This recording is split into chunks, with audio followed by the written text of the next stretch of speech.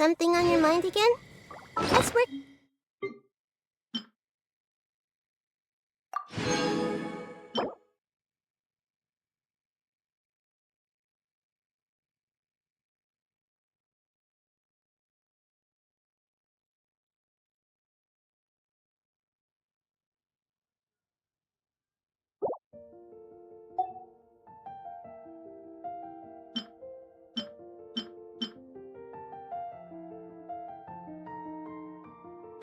Together. Two heads are better than one.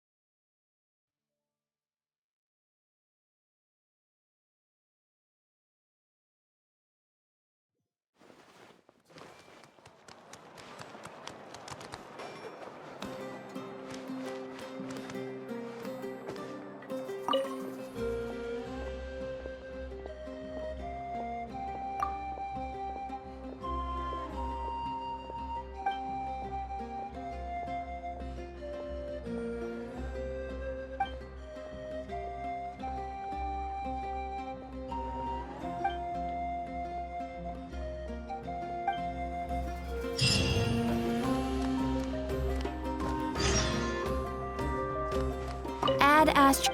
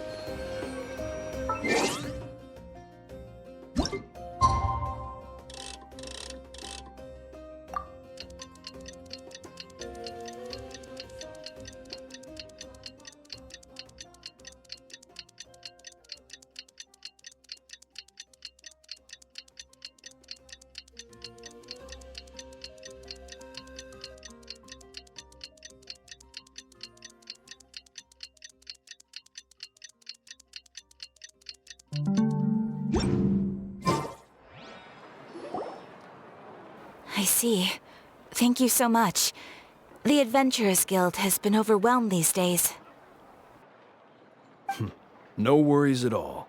We've always valued the strength of adventurers. Given the current situation, it's vital that we all work together. Since we're facing the same enemies, I'll send you the intel we've collected on the Abyss so far. Then we can take a look at how to coordinate our efforts.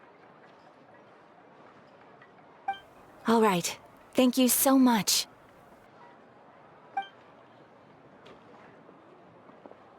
Hi, Catherine. It's us.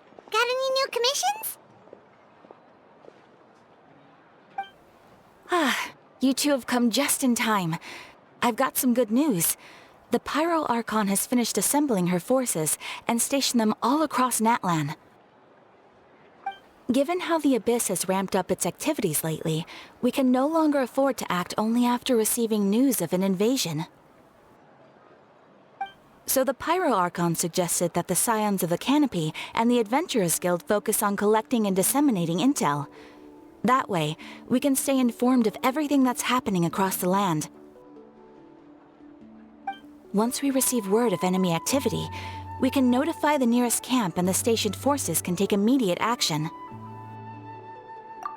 Yes, precisely. This should also allow us to focus on gathering information, rather than running around and trying to tackle everything at once. So please also take a chance to relax, you two. You've been working hard these days, and this will be a good opportunity for some well-deserved rest. So that's the plan! Whew, we can finally stop and take a break! Paimon knows that! It's not like Paimon just wanted to lay here and do nothing!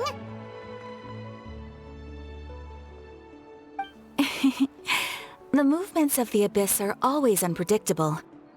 There have also been times when it suddenly became more active in the past. The people here generally see it as something like an acute natural disaster. Once the disaster is over, everyone will return to their normal lives. We just all hope that day will be sooner rather than later. Oh, right. Most people have no idea just how bad the situation has gotten in the Night Kingdom.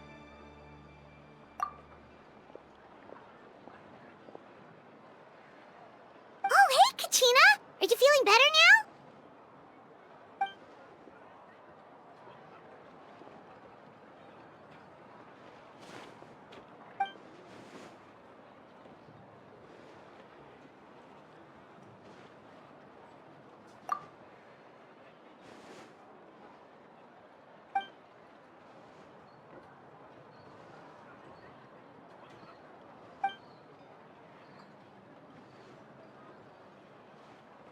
Wow! So we'll finally get to meet Shilonen, the legendary forger of ancient names!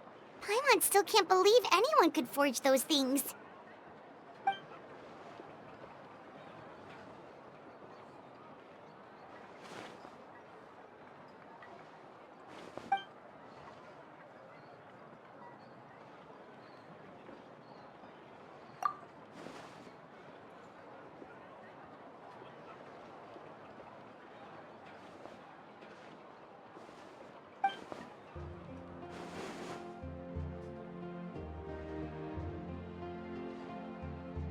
Hey, have some confidence in yourself, Kachina.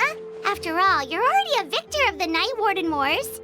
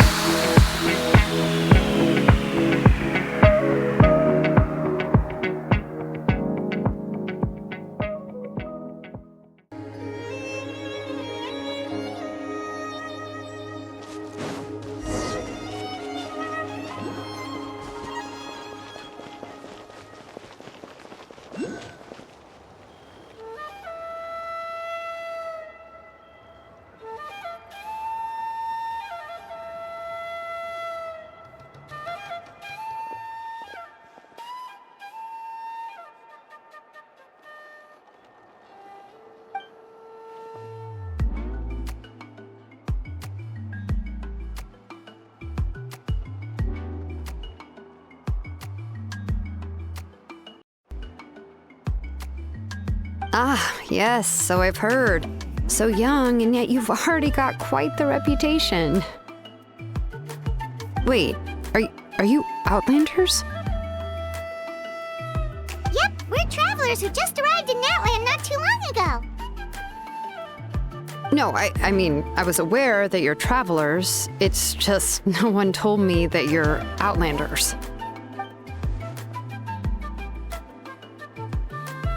No, the only thing she said is that a new hero had pledged himself to the plan. But we'd need to forge an ancient name to ensure he'd be able to return safe and sound. And she did mention that it would be quite difficult to forge an ancient name for them, but at the time, I thought she was just commenting on my skills. But I seem to understand where the true difficulty lies now.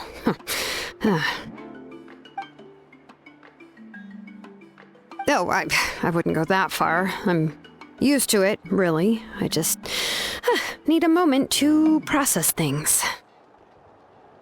The Pyro Archon's requests are always difficult to fulfill, and we used to argue a lot. Honestly, it's probably for the better that she didn't bring this up at the time. Anyway, I can't argue with her if she isn't here, and it'd be pointless to take my anger out on someone else. But, just because I understand her rationale doesn't make me any less upset. After all, she must have known that forging an ancient name for an Outlander is an impossible task. It's impossible? As you probably know, an ancient name is a symbol of a hero's spirit and glory, which grows even richer and heavier as generations of successors inherit it. We forge ancient names by engraving the heroic deeds of an individual who will become the first hero of that particular name.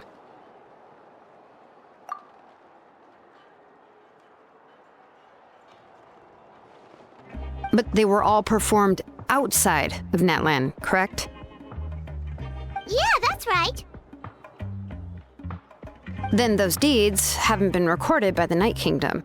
To take it one step further, even if you had performed heroic deeds in Natlin, as an Outlander, your actions still wouldn't have been recorded by our lands. Only memories and experiences that have been acknowledged by the Wyab can be used as a basis for an ancient name. Even the greatest of craftsmen cannot create something out of thin air, you know. That's just how it is. Seems the Wyab don't want just anyone to get a name, huh? Malika, of all people, should know better than anyone, yet she's still entrusted the task of forging the ancient name to me. Oh, Paimon gets it. Nobody's happy being asked to do the impossible.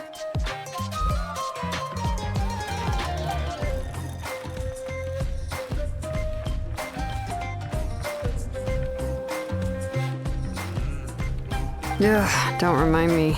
Let's just focus on how we can pull this off. How to achieve the impossible. You mean you're already willing to accept the task? Well, what else can I do? What's happened is already done, and it's not like I can outright defy the order of my Archon. If she gave me this order, then she believes the ancient name is an indispensable part of her plan, and that I'll be able to find a way to make it happen. In other words, the order is an affirmation of my abilities.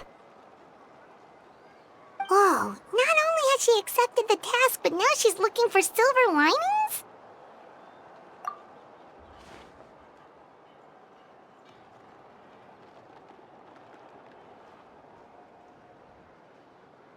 The key is getting the Wyab to somehow acknowledge the traveler's existence and record his heroic deeds. We heard the voice of a Wyab when we were in the Night Kingdom before. We even had a whole conversation with her. If we can talk to her again, maybe we can figure something out together. Well, every tribe has their own Wyab. How do we know if the one you met is indeed the best one for us to talk to? Plus, considering the unprecedented nature of this situation, I have a feeling that the acknowledgement of one Wyab alone would probably not be enough. I don't know. That requires a level of knowledge that I do not possess. We need to find a consultant who's an expert on all things Night Kingdom and Wyab. The first person who comes to mind is Lali at the Masters of the Nightwind, the one we call Granny Eats Talit. Oh, we've heard that name before. We used her spirit speaker stone to find Kachina's ancient name. A person who can make something like that must be pretty impressive. I'm sure she'd be able to help. Still, she's older now and quite eccentric. It's hard to even book a meeting with her, given that she's constantly holed up in her room and doesn't like to be disturbed. I've heard that to get her help, you have to be extremely patient with her and know how to keep her spirit up. I hate to break it to you, but... Huh. Why is that? I mean, didn't she already help you before? And you even managed to save Kachina. Well, yeah. At the cost of her spirit speaker stone being split into two.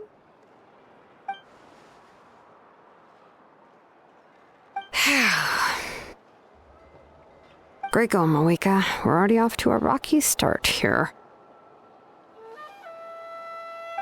In that case, I guess your only option is to try to emphasize that this is an important order from the Pyro Archon. Hopefully, Lali would still want to show respect to the Archon. I'll also write you a letter on your behalf. If you can find someone to deliver it and mention some good things about you, then that should help too.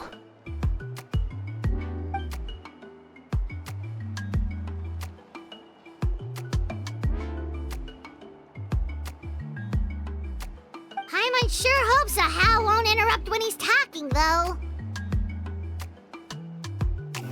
All right, Kanich is a seasoned negotiator. I trust that he'll know the best things to say.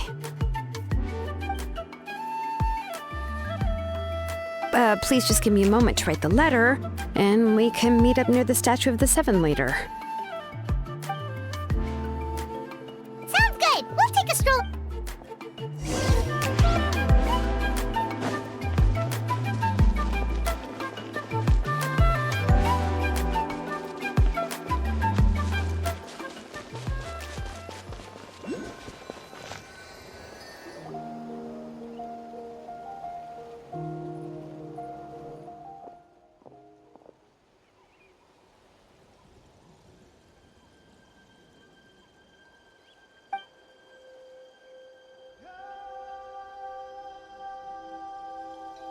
I'm sorry to put this on you, Kanich. It's just that you're probably the only person who knows how to deal with her.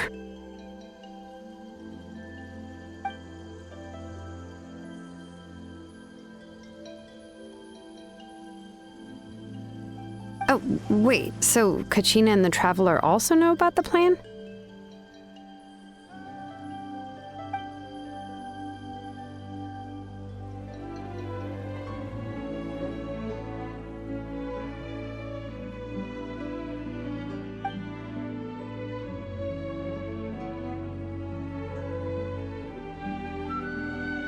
Right. She mentioned there are 6 heroes and that Shilonen is one of 4 that have already been acknowledged. Oh, well, then I suppose there's no need to keep any secrets between us. Having companions walk by your side is perhaps the best solace when facing such a bleak reality.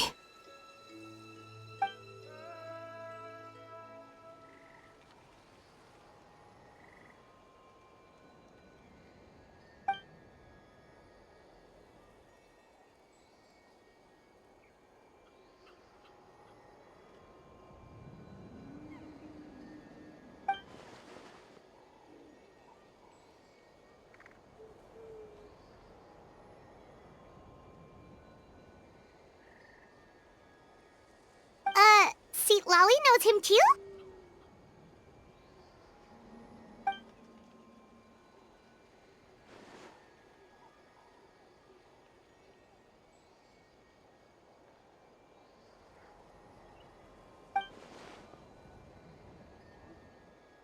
Given how the Masters of the Nightwind love to babble about dreams and revelations, they're already a pretty strange bunch to most.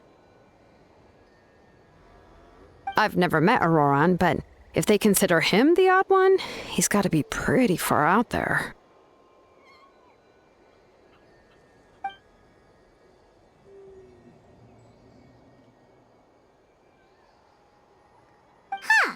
Makes sense.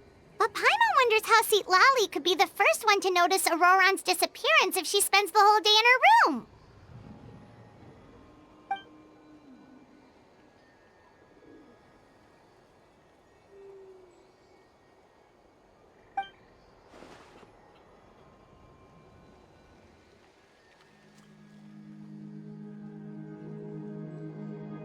Huh, so if I'm following, you mean we'll help her investigate Auroran and the captain's whereabouts?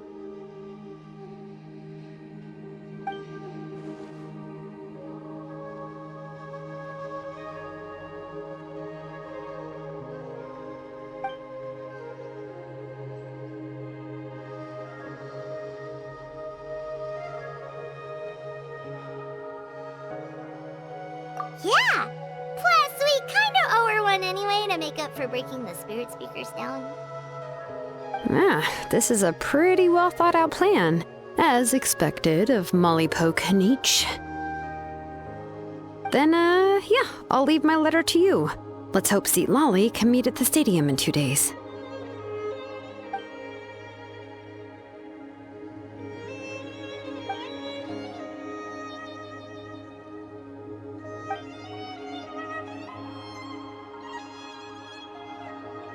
Okay, then let's part ways for now. I'll see you in a couple of days.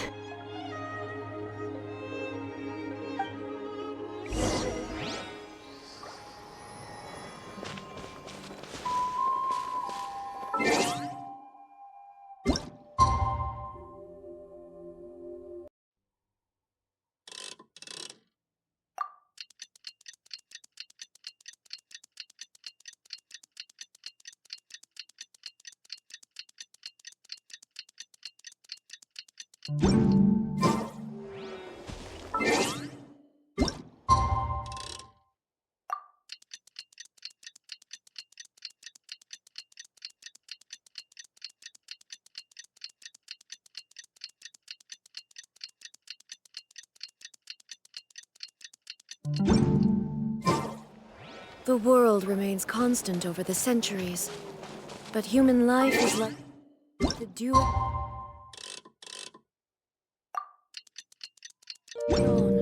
or a bubble rising through water. Transitory.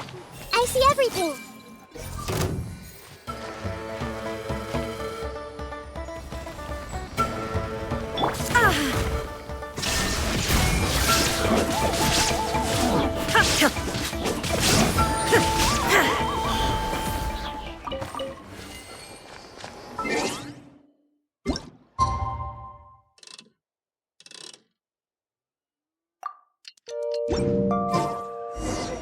Oh, it's time to meet up with Shilonen. Let's ask her how things have been going.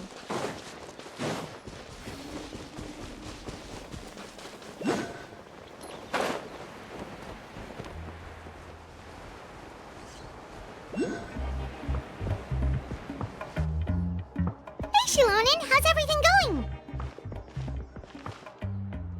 Oh, hi, Traveler and Paimon.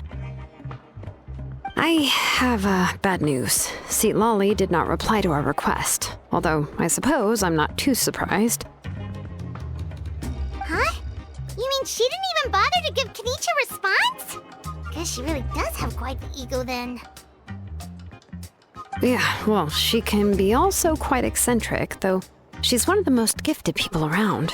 Even the Masters of the Night Wind often struggle to work with her.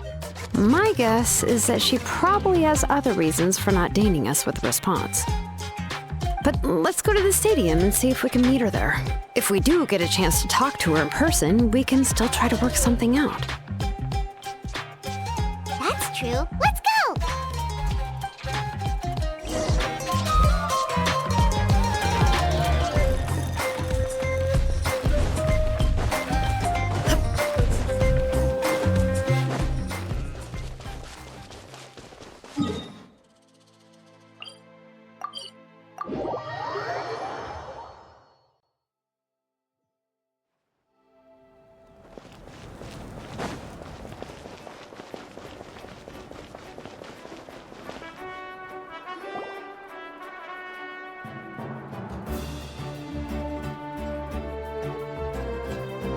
Paimon doesn't see anybody. Seems she's just not gonna show up, huh?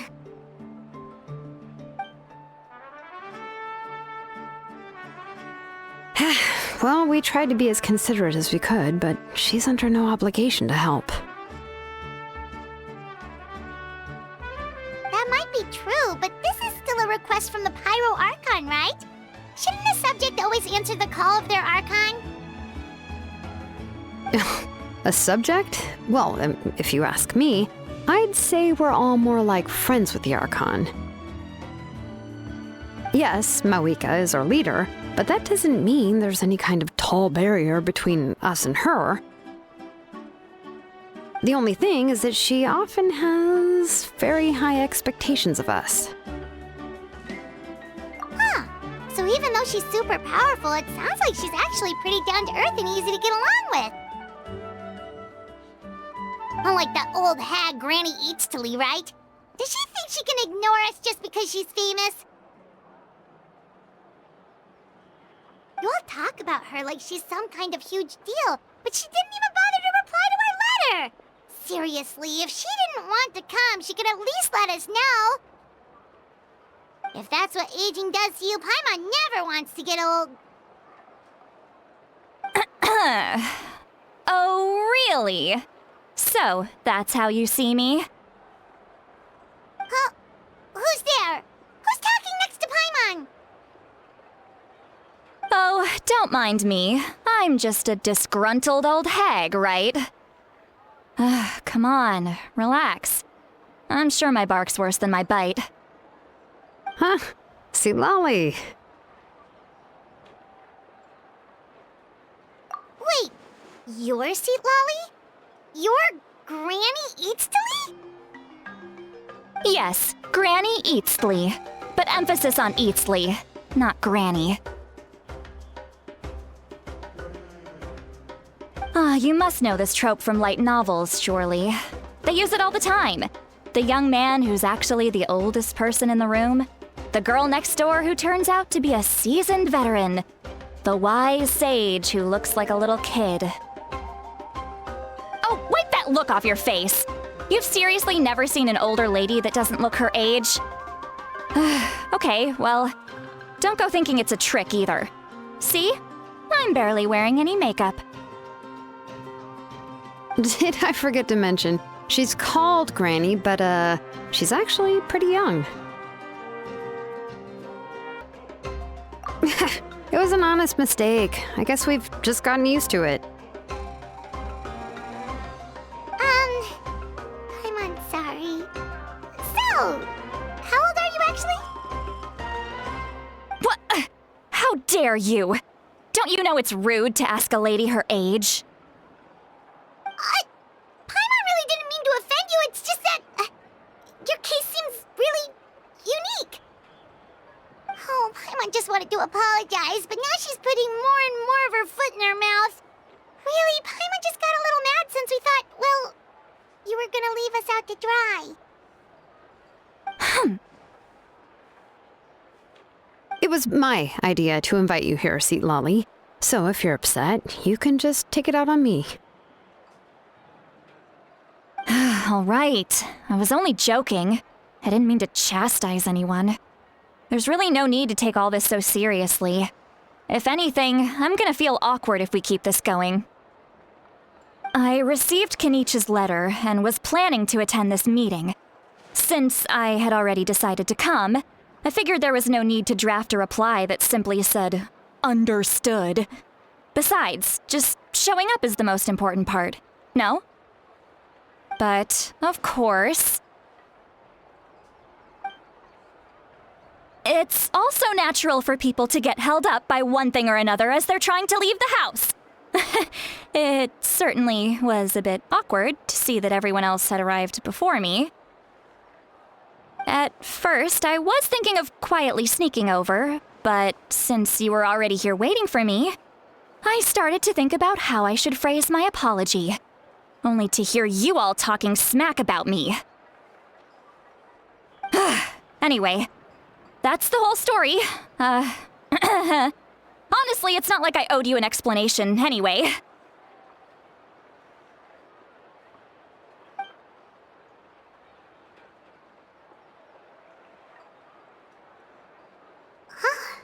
What's with that expression? Was she feeling embarrassed just now?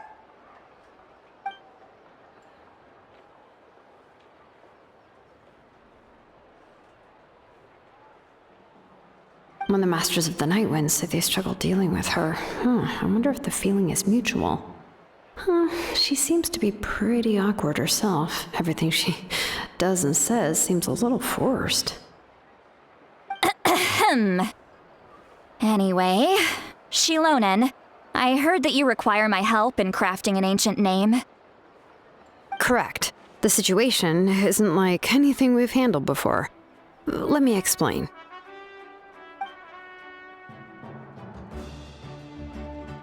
I see. So Mawika has asked you to forge an ancient name for an Outlander. Well, that would be a first. And you've also heard all about Auroron. I must say, he's always been a good kid. I can't see him joining the Fatui of his own volition. He must have been coerced somehow. Yeah, that's what we came here to ask you. We'll help bring Auroron back if you help us solve the problems of forging the ancient name. What do you think?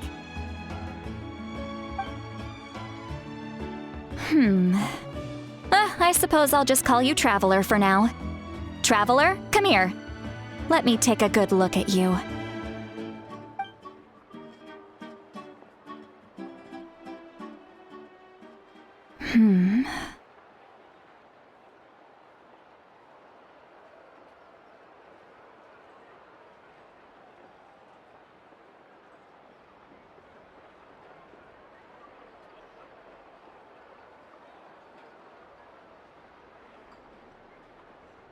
Wealth leads to unending conflicts between people. Yet you alone transcend the value of gold. Baleful thunder and wrathful waves bring terror to mortal hearts. Yet again and again, you've braved them to find new worlds. O weary yet free soul, even the most verdant leaf in the forest will pray for your happiness and safe passage. Those are all the things that I could see in you. You've experienced far more than even most mortals could dream of. You possess the heart of a sincere hero, along with the conviction to lift a torch above your head and walk headlong into the night. Huh? Don't move. There's something here. Huh? What thing? Don't scare Paimon. Is the traveler gonna be okay? Shoo! That should do it. You've just returned from the Night Kingdom, so some fragments of souls were still stuck to your body. No need to worry. I've just cleared out the last of them. Isn't that kinda like having part of a ghost come back with you? It's nothing as serious as that.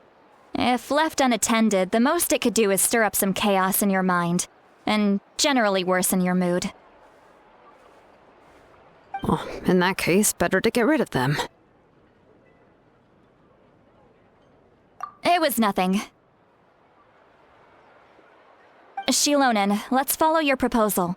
Once you've brought Auroran back, I'll take you to see the Lord of the Night. The Lord of the Night? But don't we need to talk to the Wyab of the tribes? Something this important is beyond their jurisdiction. Only the Lord of the Night can decide whether we can grant an ancient name to one who does not hail from our lands. The Lord of the Night is an ancient entity that rules over the entire Night Kingdom, constantly borrowing the power of the sacred flame to combat corrosion from the abyss.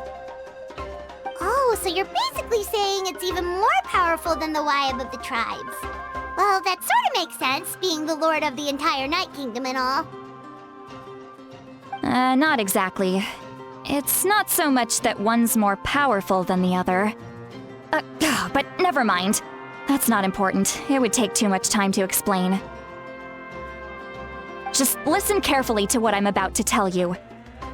The Lord of the Night is currently in a deep slumber, and we can only communicate with its consciousness while in a trance. In other words, in a dream. But I will need to prepare a few more things if we are to hold a ceremony to achieve the state of the trance. I'll make a list.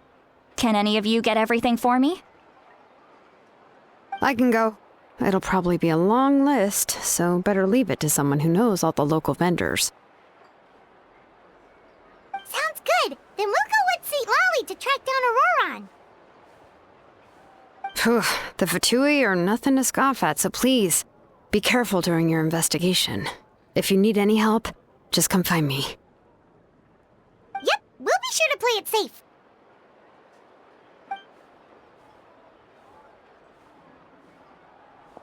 All right, now it's time for us to catch that brat and bring him back.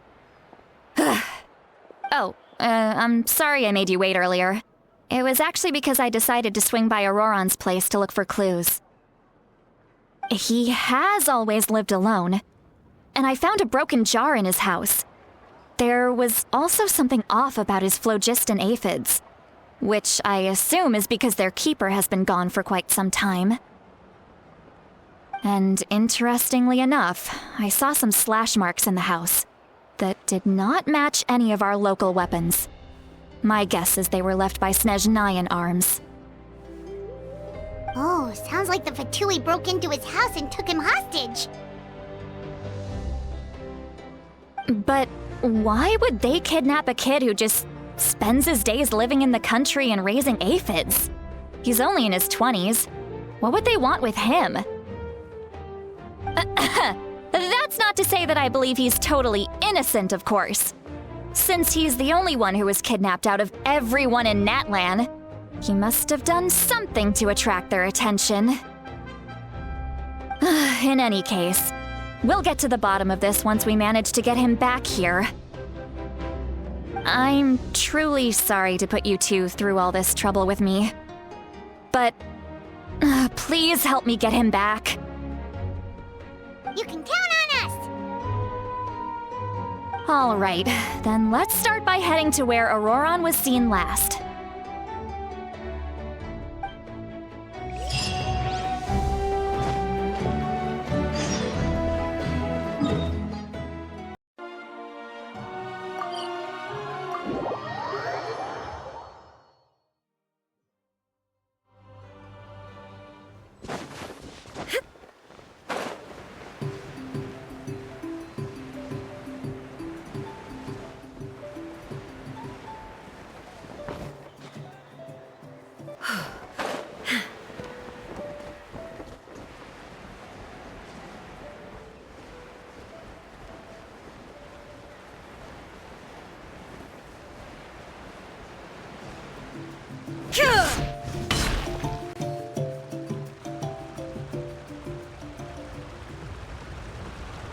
This is the spot. An eyewitness claimed to have seen Auroron speaking to some Fatui soldiers here. I don't know how much you're willing to believe me, but Auroron really is a good kid. I see no reason why he'd suddenly get involved with the Fatui. I'm convinced that what the witnesses saw was actually the Fatui coercing him, or perhaps trying to extract information. However, I doubt anyone would believe me, given there are no signs of a fight. Didn't Kanich say that she's a big name in Natlan? Feels kinda weird to see her so frustrated and helpless like this. Auroron? Well, he was left at the side of the road as an infant, and the people of the tribe took him in. You could say that everyone had a hand in raising him. He learned a lot from us, and once he reached adulthood, he built himself a house out in the countryside. He spends most of his days growing vegetables and raising aphids, living off of what he harvests from the garden. He's always been such a good kid. He would even get his friends to deliver whole bags of fresh produce to my place.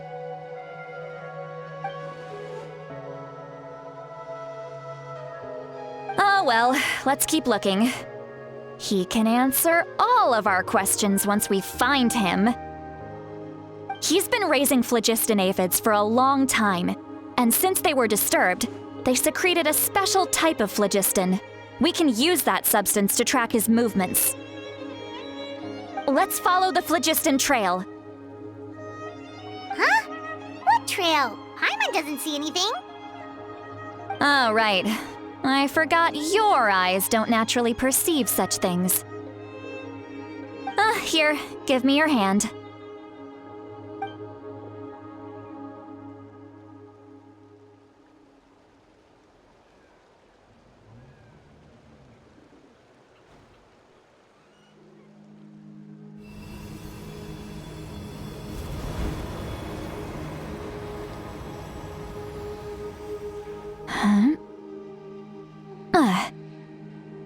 How about now?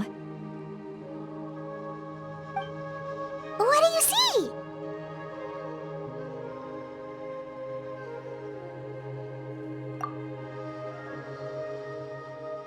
Whoa, Paimon can see it now too!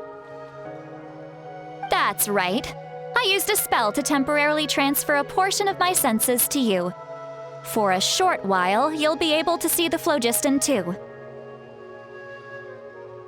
Wow, you can even share your senses with us? First time Paimon's heard anything like that. It requires a very rare spell that most people aren't adept at. But don't worry, it's a cinch for me. Between the two of you, it seems the Traveler's senses are a bit stronger than Paimon's. When I held your hand just now, I could sense that you've got a great affinity for phlogiston. You're extraordinarily gifted. Anyway, need to use our vision now to track down Auroron. Good luck, you two. Over here, this way! See, Lolly might say a lot of deep and confusing stuff, but this spell of hers is really something. What? What does she mean by deep and confusing? As far as elderly shamans go, I'd say that I'm already pretty easy to talk to. Is there any other old hag who's as fluent in the language of the youth as me? But is my way of speaking still not trendy enough? I've already tried my best to match their speech patterns, but given the looks on their faces just now. Or perhaps I'm still not fashionable enough? But that can't be, right? Don't tell me they're still getting the impression that I'm super old-fashioned. Huh?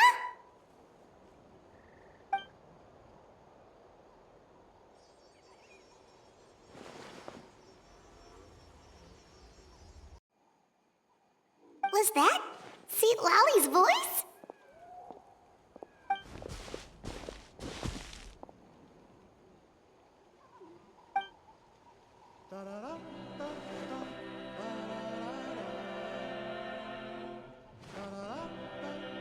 Now that I think about it, it's a good thing I found some helpers this time.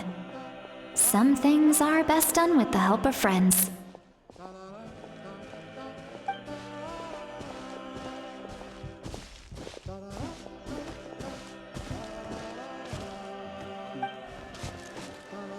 Oh? They appear to be feeling quite confident. Looks like our work will go smoothly.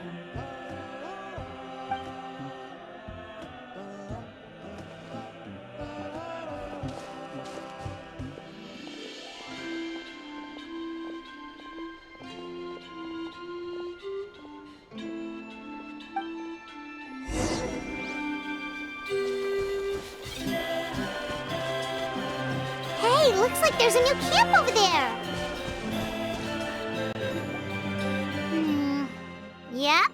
Judging by Paimon's experience as a guide, it definitely looks like people set up camp here. Wait. The phlogiston here is a bit odd. Let me see. Paimon sees a small shape here. Could it be some sort of symbol? This is a distress signal for the Masters of the Night Wind. Only someone from our tribe would recognize it. So Auroron was indeed being threatened. We've got to find him. Fast. Leaving such a subtle mark implies that he was trying to be discreet. In other words, he was probably under the Fatui's watch. If they notice us, we can just charge in and fight them to the death. But what if my darling grandson is also there? I can't have him caught in the crossfire. No, I've got to be careful. Otherwise he'd get hit as well. How annoying. No, I've got to stay calm and keep my composure.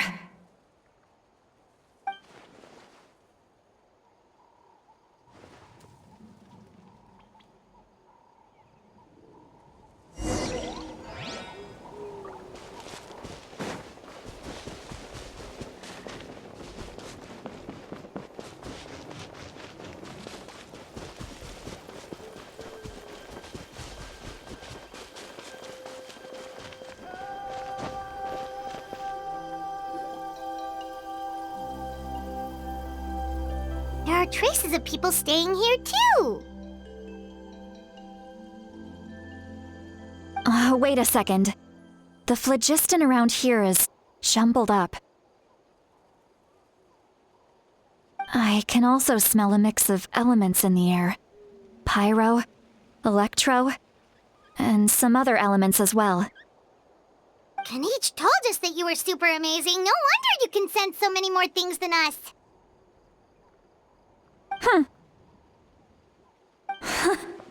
It's about time that little brat said something nice about me.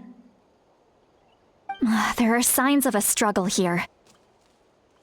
Judging from what's left on the scene, there must have been a fight. But after that, the factions seem to have gone their separate ways. Both the phlogiston and the elemental traces in the air support that. Do you still remember the little mark we found before? Paimon's thinking, what if Auroron wanted to leave another distress signal, but was caught by the Fatui?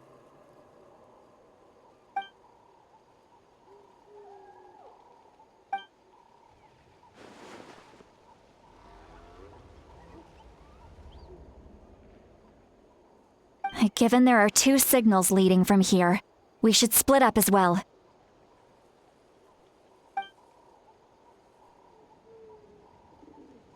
I'll take this direction, and leave the other one to you. Let's meet up again later.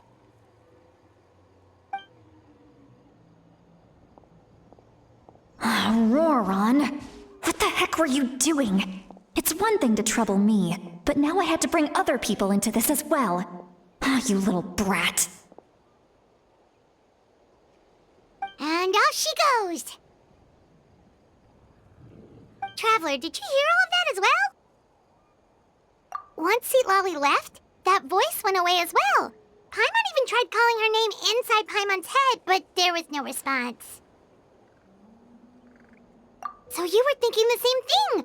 Paimon also thought that if we could hear what she was thinking, then she could probably also hear what we were thinking in our heads. She did say that she was quite adept at this spell, and it doesn't sound like she's had any trouble with it in the past. Huh, maybe we're a special case and can hear her thoughts as a side effect. If you think about it, she's really got a lively inner world. It paints quite a different picture from Paimon's first impression of her.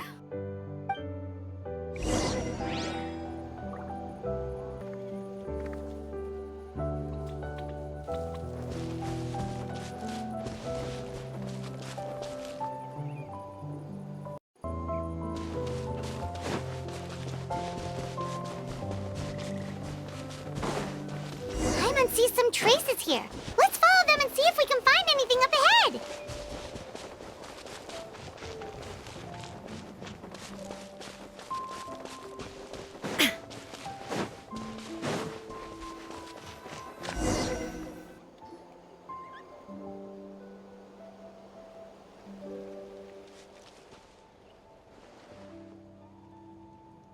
Did you find something?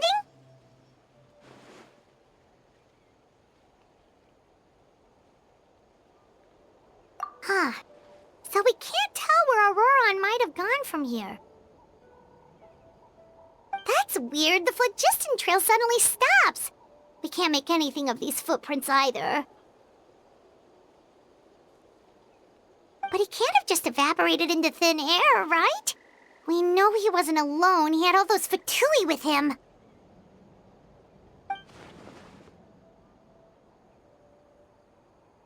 So, you can hear the sounds of the wind from beneath the earth.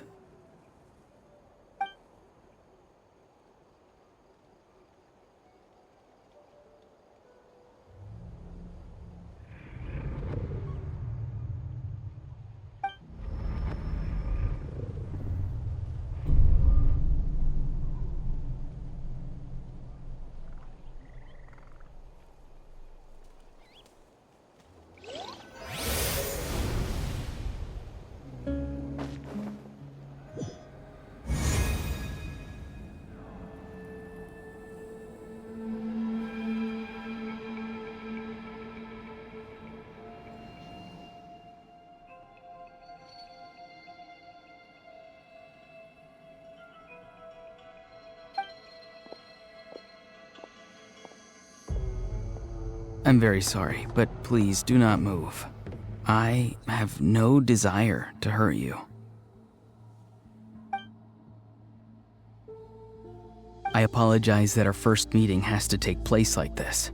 It's just that you're much like one of those animals with ears that perk up as soon as it senses danger in their environment.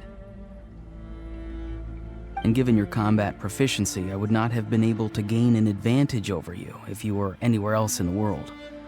However, you're now in the Night Kingdom, a familiar domain to the Masters of the Night Wind. Hello, traveler. I'm Auroran, the one you've been searching for. Ah, the Fatui's custody. I see. So even Granny has told you that I was coerced by the Fatui. I'm afraid you've been brought here by a lie, like a false omen in the lingering smoke. My friend and I only left those traces to lure you here. Deceiving you was never our true intent, however. It was simply the fastest and most feasible way for us to set up a meeting. Greetings, traveler from afar. Be careful with this traveler. His soul is temporarily restrained by us, and it appears to have become more fragile in the process. It's taking all my concentration to hold on to him. It was I who tasked Auroran with leaving the traces to lead you here, and I who used the Master's ritual to bring your soul to the Night Kingdom. I've heard much about you from the past encounters you've had with my colleagues. Given the present situation in Natlin, I would like to sincerely request a formal meeting with you, in person. I will use the opportunity to explain my goals and motivations to you, as well as why I mistrust Malwika, the Pyro Archon. I believe there is little reason for you to blindly follow her plan. If you would like to hear our intel, then find us to the east of the stadium. But remember, not a word of this to anyone. I would like to avoid any further conflict. You will see me again once you return to reality. No matter what I say, please, help me keep this a secret. This is all to avoid dragging Granny into this conflict.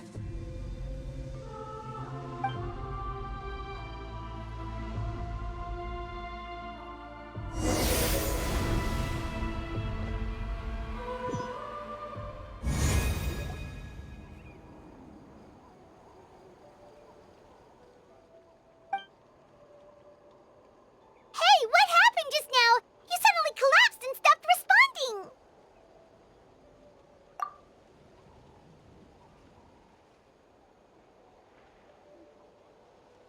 Hey, why are you sitting on the ground? Are you okay? See, Lolly! He froze for a moment and then just collapsed to the ground! Could it have been those leftover remnants from the Night Kingdom? Do you have any itches or pain anywhere? Don't worry. We can take a short break. Sorry, I know I asked for your help. But had I known you were feeling unwell, I wouldn't have taken you on this trip with me.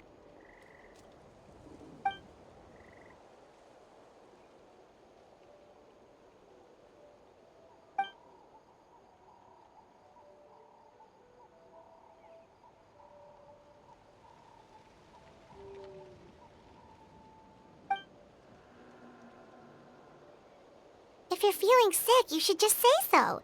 See, Lolly should be able to, exorcise any ghosts or weird stuff that you picked up in the Night Kingdom. A seasoned traveler must know the importance of not pushing yourself beyond your limit. If you need anything from me, just say the word. In any case, let's take a bit more time to rest now.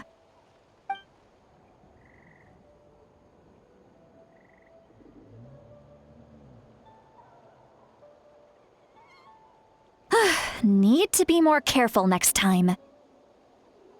Feeling better yet, traveler? All right, let's get ready. I followed my phlogiston trail earlier to a stronghold guarded by soldiers.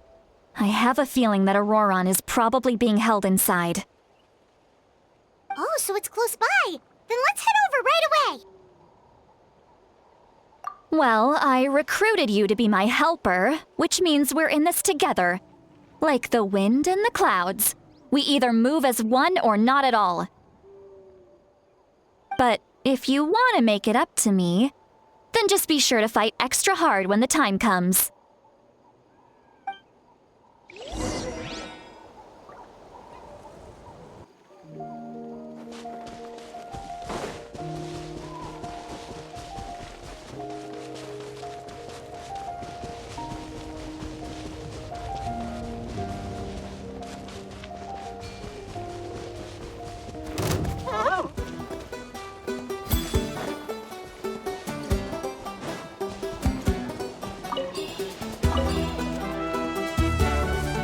Look over there.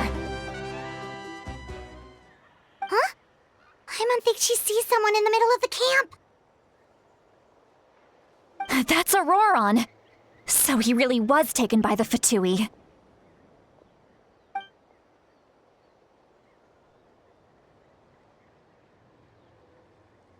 All right, we'll take the lead.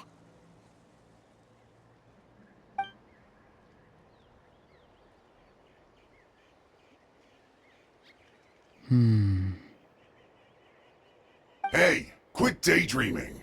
Don't you have work to do? I cannot see the sun. What?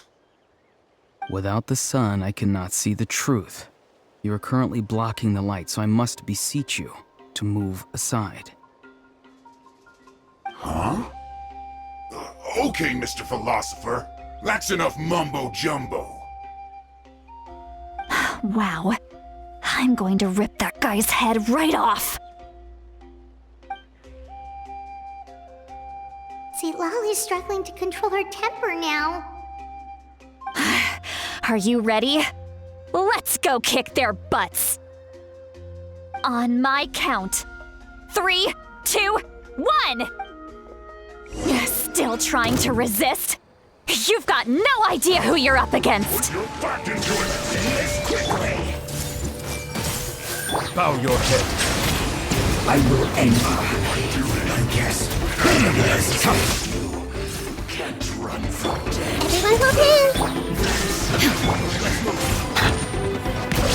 Don't be a killjoy.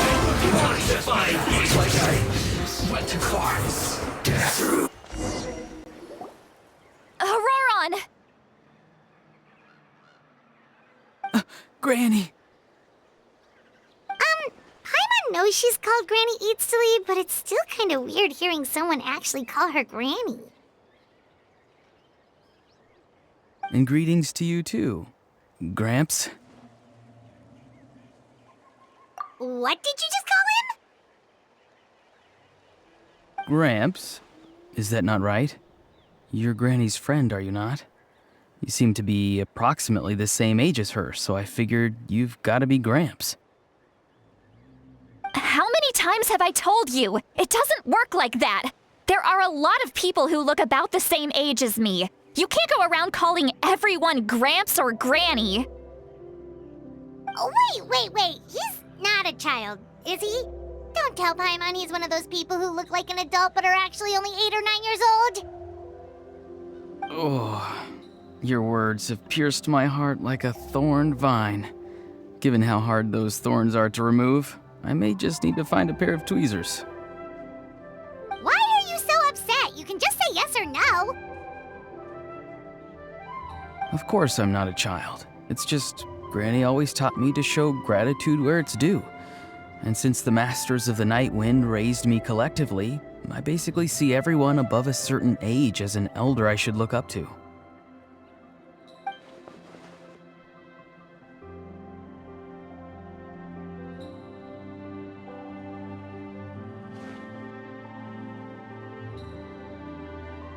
Exactly. But if you keep that up, then everyone's going to be your senior. And do you think saying all of this is gonna save you from a scolding, Auroron? Haven't I told you 100 times since you were a kid? Heed the 3 warnings. Be wary of beasts prowling around, scammers looking for their next victim, and strange people who appear out of nowhere. Oh, so you do remember and you just chose to ignore them. I always knew that living on your own was going to get you into trouble sooner or later. But getting kidnapped? That really takes the cake. You won't always be able to rely on other people coming to your rescue, you know. You're just lucky we got here when we did. Or we might be launching another search and rescue operation to find out where they put your severed head. I'm sorry, Granny. I'll be more careful next time. Next time? Oh, good one. You think there'll be a next time after this? Not a chance.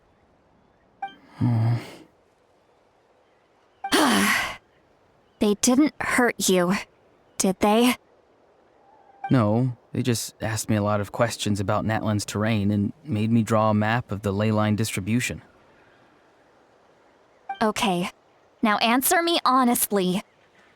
Were you the one who helped the captain escape after his battle with the Pyro Archon? Yes. So why did you do it? Because they said they would need my help from there on out. They also said that if I refused, they'd just come to you, Granny, and they'd already figured out a way to make you do their bidding. Hey! I'm no ordinary Granny! Would they really dare to come after me? And you! Did the gods give you a brain just for you to not use it? Did you really believe everything they said at face value and not stop to think? Thankfully, the Pyro Archon only asked that we find the mysterious individual from the Masters of the Night Wind and didn't slap your name on a wanted poster. Don't think for a second that she doesn't know what's happening. Even if the truth that you see will soon manifest into reality, there is still no need to preemptively panic. Have you forgotten the words that I've taught you? I'm sorry. Forget it. We can submit the details of this camp and the defeated Fatui as evidence of your innocence. Let's clean this place up and get back to the city. Auroron, you better remember this lesson well and seriously reflect on your actions. Also, once we return to the city, come to the speaker's chamber with me.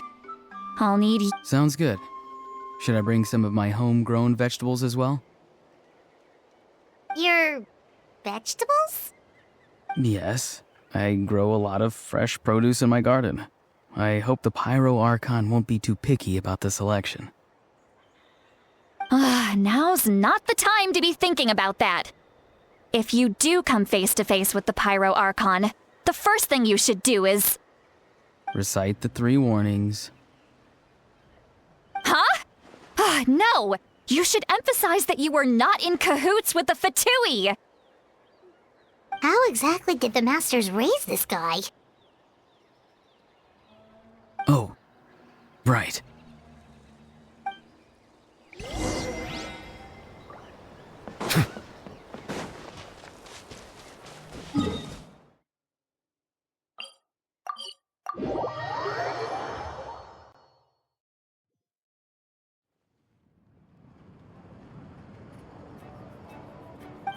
I see.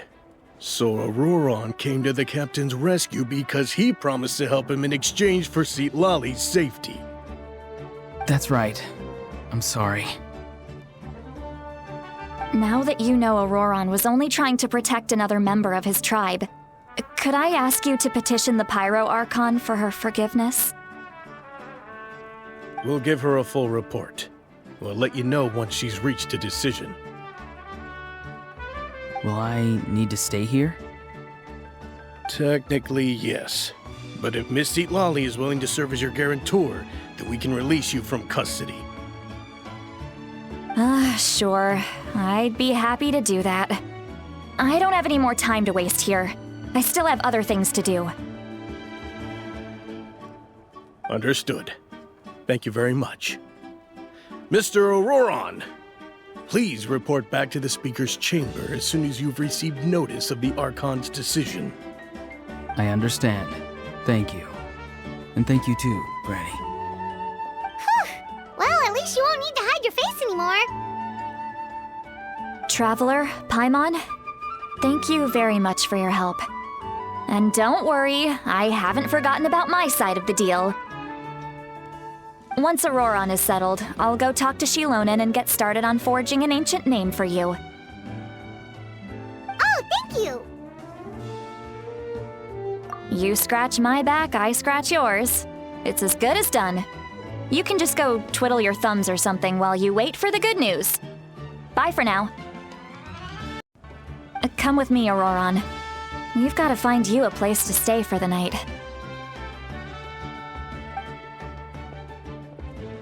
Goodbye, Gramps.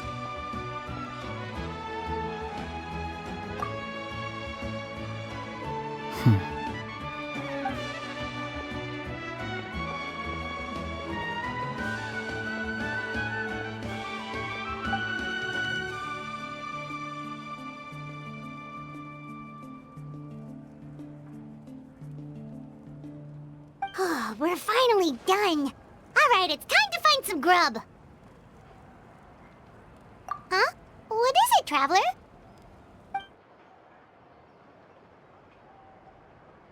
What? The captain? Sorry. Paimon just didn't see that coming. So you really saw him in the Night Kingdom? And he didn't attack you? Oh, that Auroron, what is he up to? He sounded earnest enough just now. Paimon would have never guessed anything was happening. All that stuff about protecting St. Lally and being forced to help the Fatui when he's actually been a willing accomplice all along. Yeah, you're right. Still, Paimon appreciates you telling her about this. Paimon will support your choice no matter what, so if you want to go, we can go together. We still have another whole day before the meeting, so we'll just meet with them when the time comes.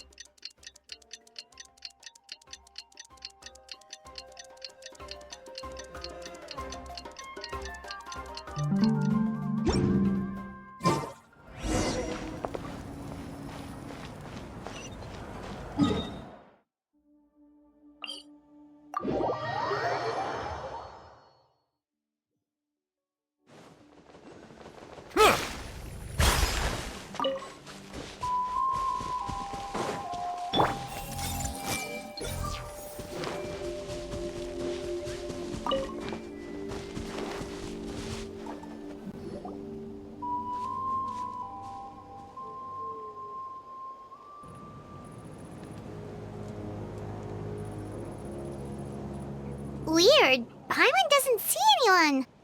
Oh, please don't let this be a trap.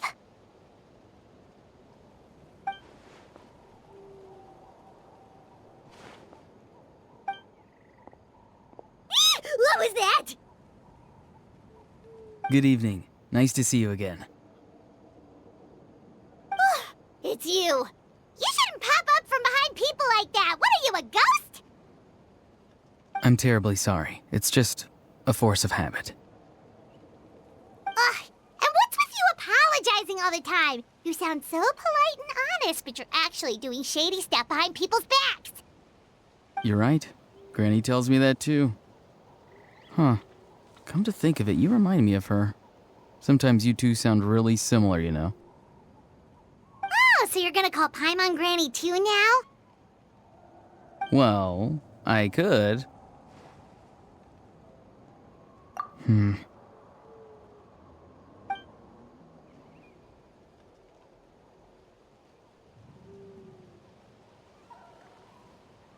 It's all clear.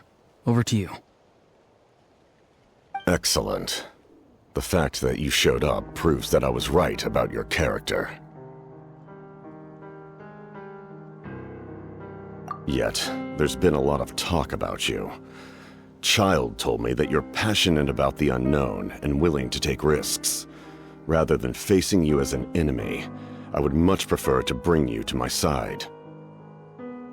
If we allow the current state of things to continue, we will inevitably clash, and that's a scenario that I'd very much like to avoid.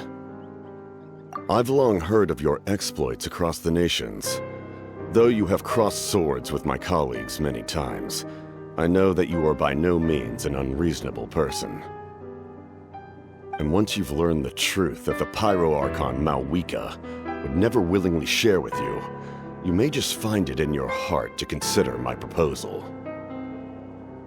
I assume you've already been informed of the Pyro Archon's plan. In order to defeat the Abyss and save Natlin, she still needs 2 more heroes to appear. Wait, how did you know that? Never mind. Guess that's not important now. I've long kept a close eye on her plan. To be frank, it's an exceedingly risky plan. Will the heroes really appear? And even if they come to her, will their power be enough to drive the Abyss back? If any part of the plan goes awry, all of Natlan, even all of Tevat, will pay for her mistakes. Now, you may have been led to believe that this is the only plan available to her. But what if I told you she's had another emergency plan all along, the details of which she has chosen to keep hidden from you? An emergency plan? Yes. A way to keep Natlan intact, even if her original plan fails. But given the painful cost of its execution, she has chosen to keep it as a mere backup plan. Whether this stems from hesitation, fear, or even naivete, I cannot say. But Natlan cannot afford to wait until she comes to her senses. My fear is that given the enormity of the decision, she will be reluctant to confront the dire reality we face until it is too late. There will be no time left to execute the backup plan, and all of Natlan will be lost to the Abyss. We have to make the decision for her, here and now. Yeah, do you have any evidence for all this? Just telling us a bunch of scary stuff isn't enough, you know. Besides, wasn't it you who tried to seize the Gnosis for the Tsaritsa's plan?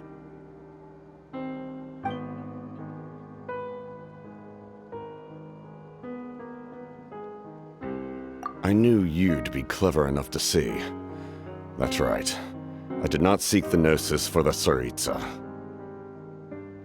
Since I was defeated in battle, I must put to rest my thoughts about the Gnosis. But even so, my desire to save Natlan remains unchanged. And now, I have found a new way to solve the crisis. We can implement it immediately if we reach an agreement.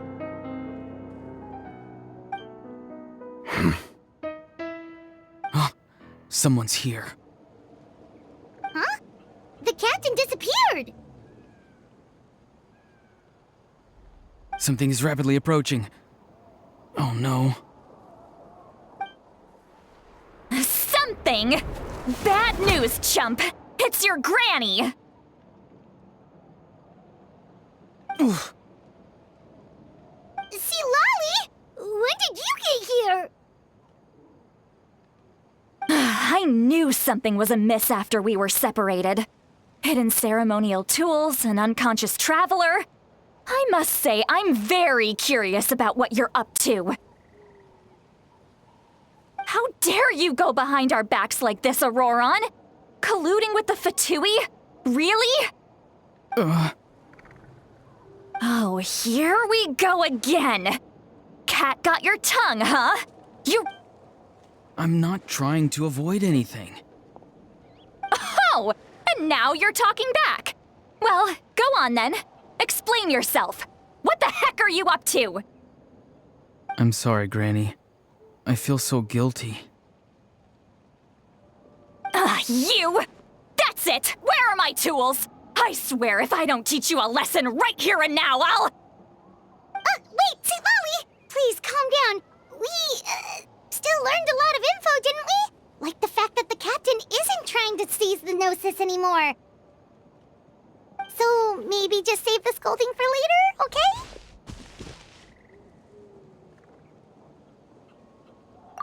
Listen well, Auroron.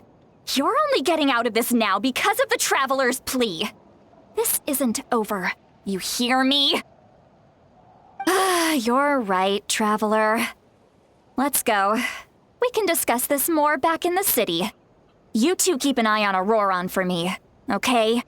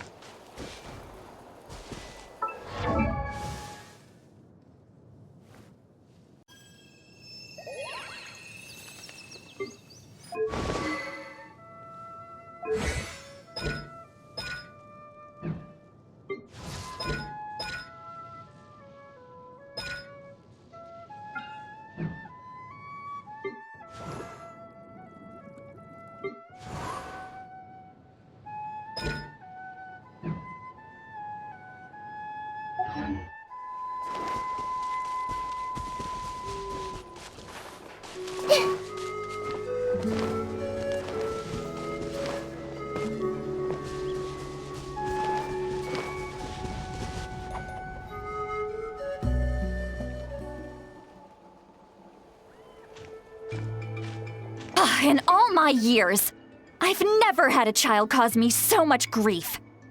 Do you seriously not see what's at stake here? You've got a head on your shoulders, Auroron. Use it! Why did you help the captain? And I want the truth this time. No answer? Think you're being smart? Then let me ask a different question. What does the captain want? What is his purpose in Natlin? Really? You're just going to stonewall me?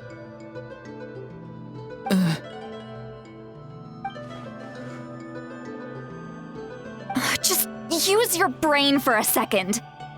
What do you possibly stand to gain by helping the captain? Only endless trouble awaits you and everyone in the tribe. You've always been a good kid. Why would you throw that all away now? If you're worried about something, just talk to me. Granny would much rather we had a conversation instead of constantly clashing like this.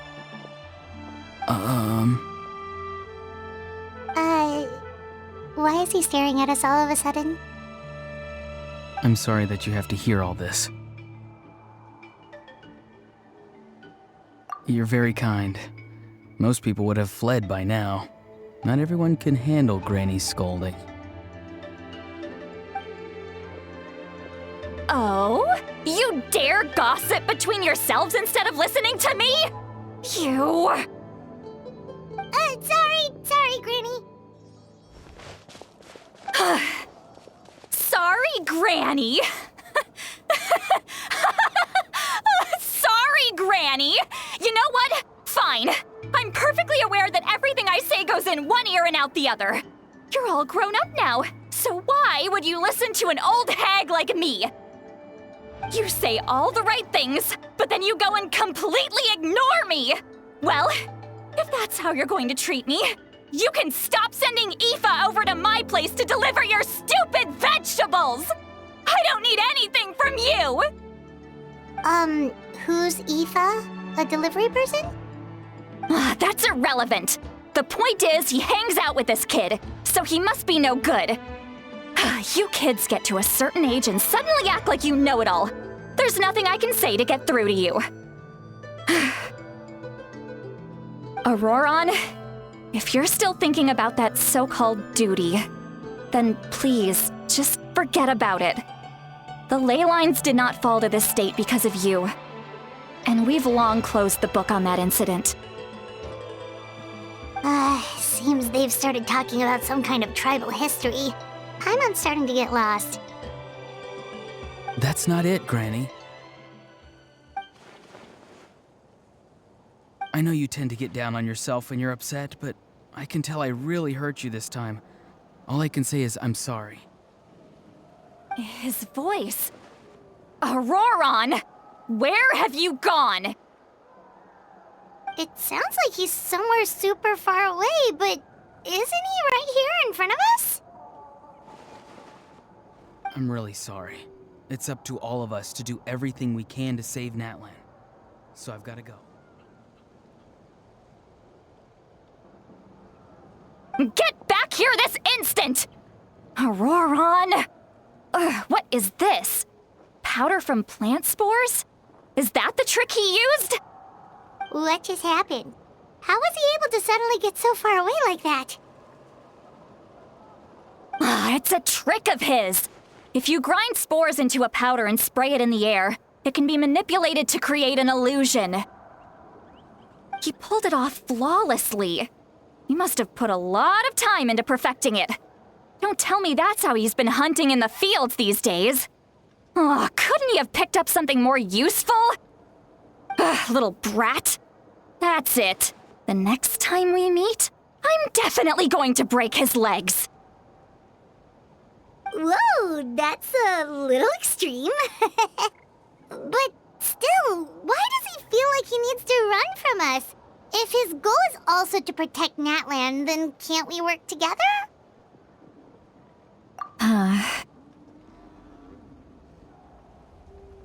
I'm sorry for interrupting your conversation with them earlier. But even if you'd been able to hear them out, there's no guarantee you would have gained anything substantial. Auroron probably did everything he could to get away because he knew I'd get the truth out of him sooner or later. Ah, that brat. I swear.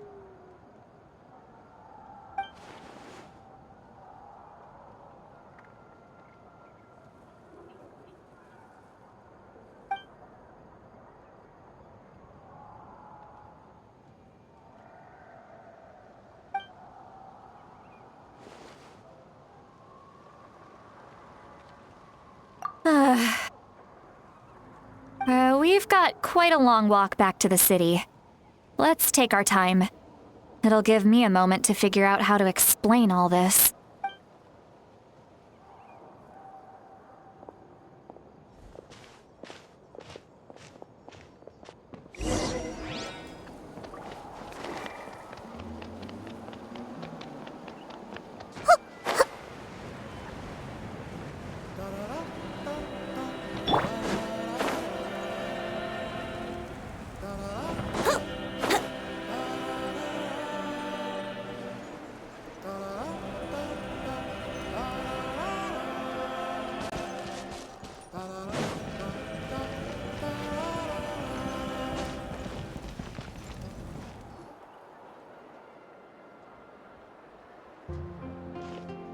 Do you two have some time?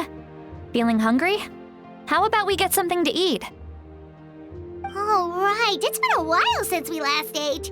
Now that we can relax, Paimon just realized how hungry she is. Then let's go. We can find somewhere to sit down and talk. Food and drinks are on me. How did this become Paimonville? See, Lolly looks quite down on herself. All right. It's on Paimon this time.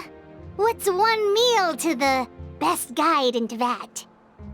So you can just sit back and enjoy, sweet Lolly. Paimon will take care of it. Hey, come on now.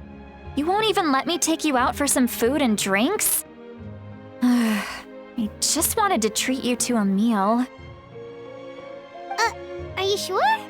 We can save you some Mora. Mora is the least of my concerns. Besides, we're definitely due a meal after all the time we've spent together. Let me get this one. I might be an old hag, but I like to think I'm not completely useless. Sure, that's fine with us, but Paimon doesn't want you to be sad, sweet Lolly. Don't worry. I'm sure a juicy grilled steak will work wonders.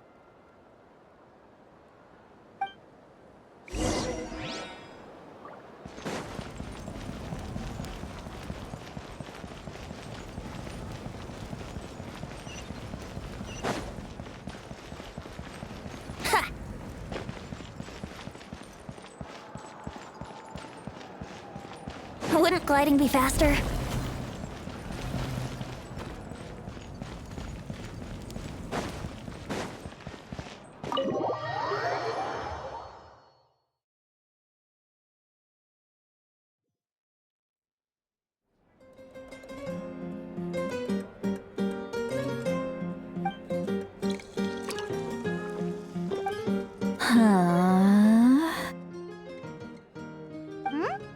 What are you looking at? Do you see two people standing by the door? They look like spitting images of each other. Are they twins?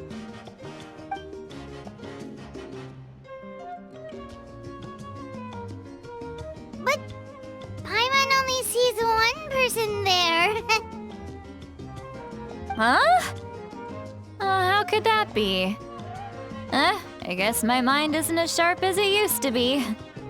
Give me another bottle, boss! Do you think she's drunk? There you go, miss. Oh my, it's not every day you get to see Granny Itzley here with some friends. Not to mention ones who've made a huge name for themselves recently. Oh, so you've heard of us? Of course I have. Aren't you the ones who saved Kachina and brought her back? No wonder you hit it off with Granny Sitlali. She wouldn't spend time with just anybody, you know. Wait, so you call her Granny too? Well, given our ages, it'd probably be more accurate for me to call her my great-great-granny. She's one of the most famous people at the Masters of the Nightwind. Most days, hardly anyone even dares talk to her. Huh? Gossiping about me right in front of my face now, are you, Chonka? Oh, please, Granny, I wouldn't dare. I'm just beyond happy to see you bring over some new friends. After all, any friends of our regulars are sure to be great customers too. All right, that's enough. Go on now. I'm sure the other customers would like to talk to you as well. There's no need to keep staring at me. I promise I'll keep my alcohol down until I leave. Well then, you have my thanks.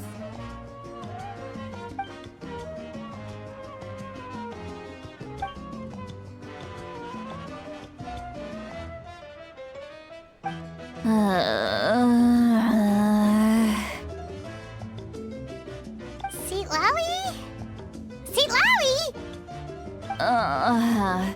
Who's that? You got some gall calling me by my first name. Let me guess. You want to test your skills against Granny Itzley, don't ya? Are you still with us, Sitlali? You're kinda talking to no one. You chumps come around here, picking fights with me? Well, you know what happens next. You lose, and then run off home to tell everyone about how I'm this big scary bully. It's always the same story. You brats start it, I finish it, and then I end up with the reputation of being some kind of terrible monster among the shamans. I mean, come on. Monster? Me? Really? What did I do to deserve that? Granny Sitlali, you're not a monster at all. Exactly. And while we're at it, I'm not some lazy slacker either. Between meditation, advising the chief, and speaking with the Wyab, I actually have a pretty packed schedule, you know.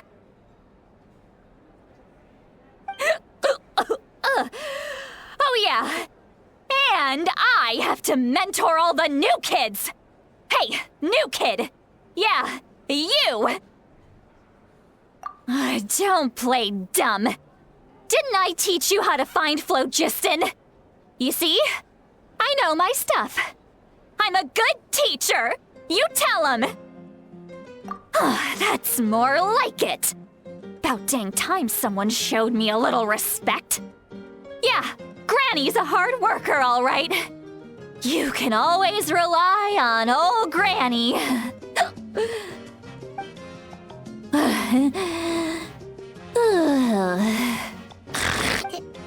Did she just fall asleep with her eyes open?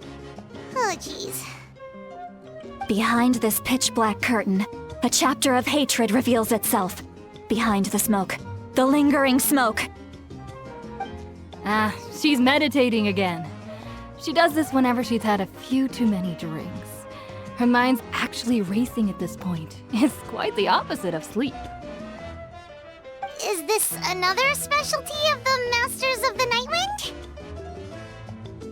No, I'd say it's an ability that's unique to Citlali herself. While she can easily pick up everyone else's skills and tricks, few have been able to master hers. Warning, warning. Red, the color of danger, has now arisen within that pair of eyes. Huh?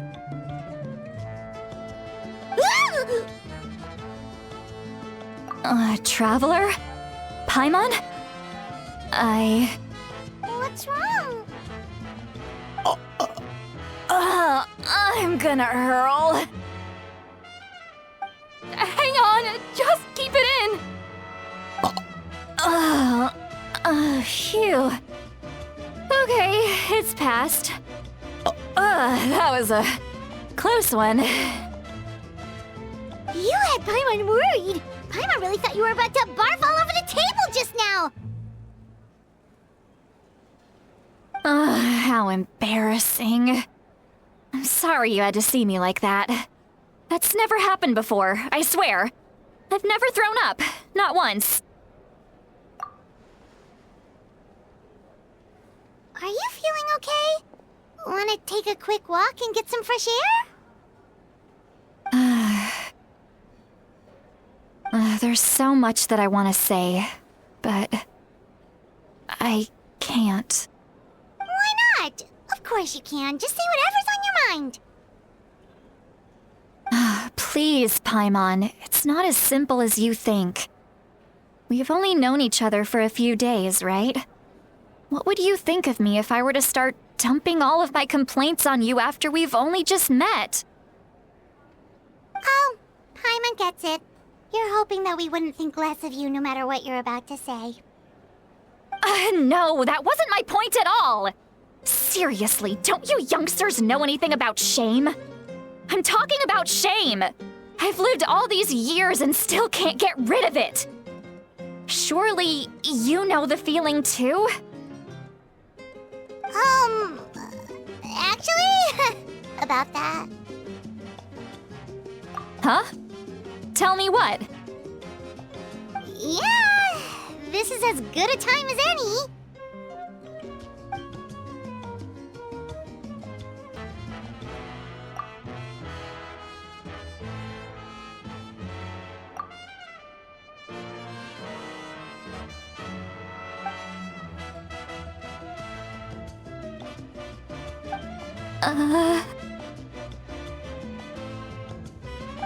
So, you heard my... It's okay, Citlali. You had every right to complain about those things. I can't take it anymore! Why do these things happen to me? Hearing me mumble under my breath is one thing, but hearing what I mumble in my own head? That's too much! It's just like when you're rolling on the floor in your pajamas, but you forget to lock the door, and someone bursts in to deliver cabbages and sees the whole thing! So that, happens to you a lot. It happens to people in general, okay? Doesn't matter if you're 200 years old or 1,000 years old. Everyone rolls around in their pajamas sometimes. I was just picking something generic. Take a walk with me. I have things to share with you. What looks like she's completely given up. Like those criminals who just confess everything and accept their fate.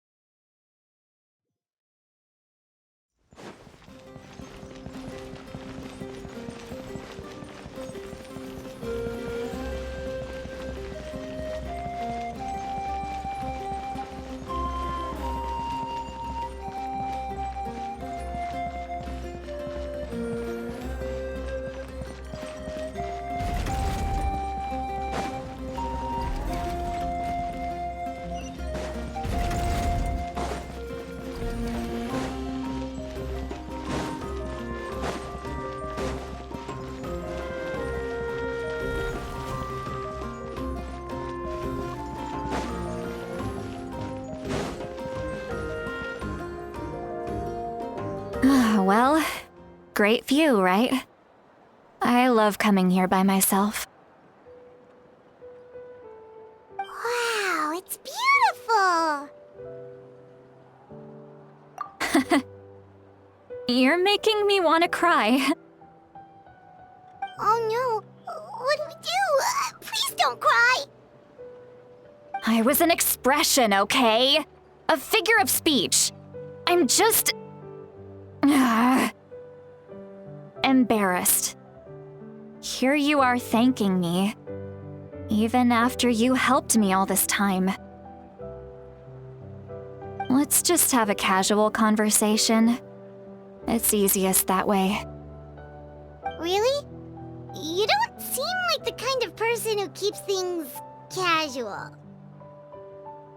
Well, I guess I used to be more of a stickler for the rules. And you're right, I don't usually open up to the people of my tribe like this. I'm just an eccentric old hag to them.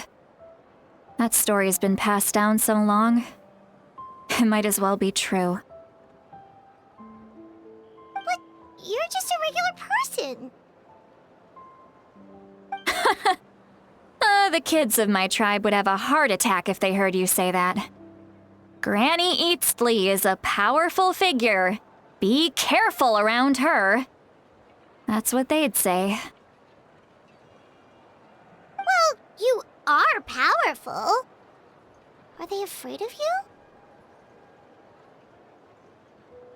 you? Some are. Others are mad I always come out on top. A few decades like that, and people stop knowing how to deal with you. What about you? Are you scared of me? We don't find you scary at all. That's because you're not from my tribe. You don't know how many delusions of grandeur I've destroyed just by existing.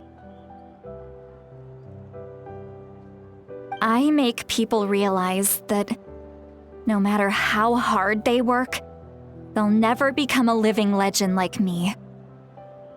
Oh, not to brag or anything. Maybe it's hard to believe. Just pretend I never said anything. We believe you. Shilonen has full faith in your abilities, and Auroran didn't seem scared of you. He thinks of you as his granny, right? Yes, but Auroran's a special case. Malika already told you about her plan, and you've given so much help to Auroran and me. You deserve to learn the full truth. Auroran's not like other people. As I mentioned, he was abandoned as a child. The reason being, his soul is incomplete. The Masters of the Nightwind view this as a bad omen, capable of bringing about illness and misfortune. No one knows who his parents were. He was just left on a rock in the wilderness. It's a miracle he wasn't devoured by some wild beast. The Masters of the Nightwind believe they can see human souls, and in Auroran's incomplete soul, They saw a possibility for Natlin. A possibility to turn Auroron into a vessel for lost souls. The ceremony would allow lost souls to gather within him. Auroron would then be sent to the Night Kingdom to return the souls to their rightful place, strengthening the ley lines and completing the ceremony. Wait, that doesn't sound right. Now you see the problem. When damage occurs to the Night Kingdom, the souls held within disperse and remain adrift, unable to find a way back to the ley lines. This loss of souls damages the Night Kingdom even further. The ceremony can send back countless souls at once, which would benefit the Night Kingdom and the souls themselves. Of course, the vessel, Auroron, would be sacrificed in the process. I wasn't surprised the chief at the time came up with the plan. The ley lines were already in a terrible state. A suitable candidate for the ceremony appears, and now you have the chance to make things better. Of course you're going to take it. When the chief asked for my opinion, I didn't give my approval, but I didn't object either. So they went ahead with the ceremony. Pathetic, isn't it? By not objecting, I basically gave them the go-ahead. Maybe they didn't have my explicit approval, but it's not like I did the right thing. If the ceremony was successful, Auroron would probably be dead. Of course, in my tribe, death is rarely something to fear. But what kind of message would we be sending by sentencing a newborn to death? By using a human life as a tool? It's not right. So, when I learned the ceremony had failed, I was ashamed by my inaction and absolutely relieved by the result. The plan was never a secret. Or, I guess I should say, there was no point to keeping it a secret. A simple investigation from Auroron would reveal everything. Everyone thought he would be happy he survived, and he never really said anything to the contrary. But just as I was about to put all of it behind me, he asks this question. Would Natlin have been saved if the ceremony succeeded? Wait, but it's not his fault.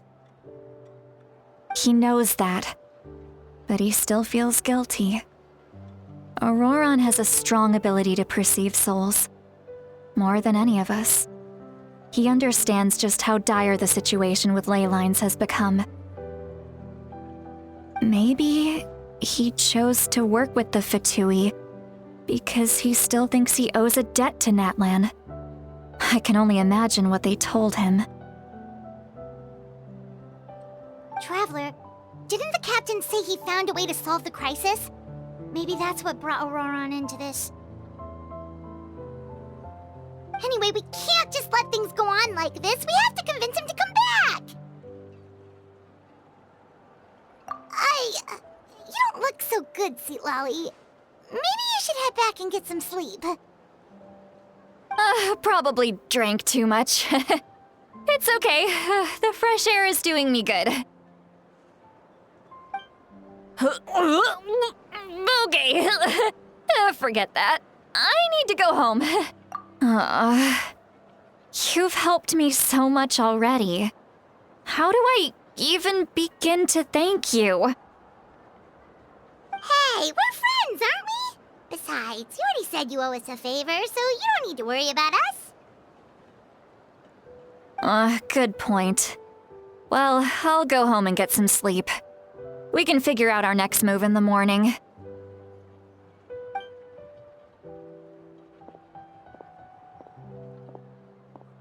Friends. I like the sound of that.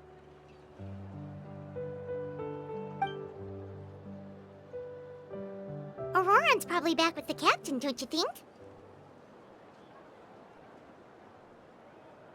You mean about the backup plan? Do you really believe what the captain told us? Yeah, you're right. We should just go to her directly. But she's probably asleep. We can find her first thing in the morning. For now, let's...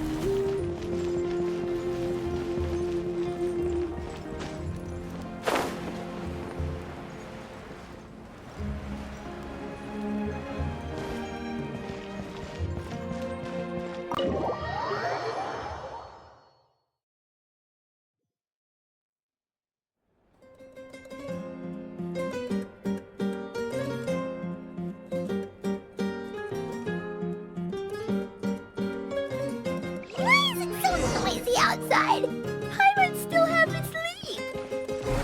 Well, guess we should see what's going on.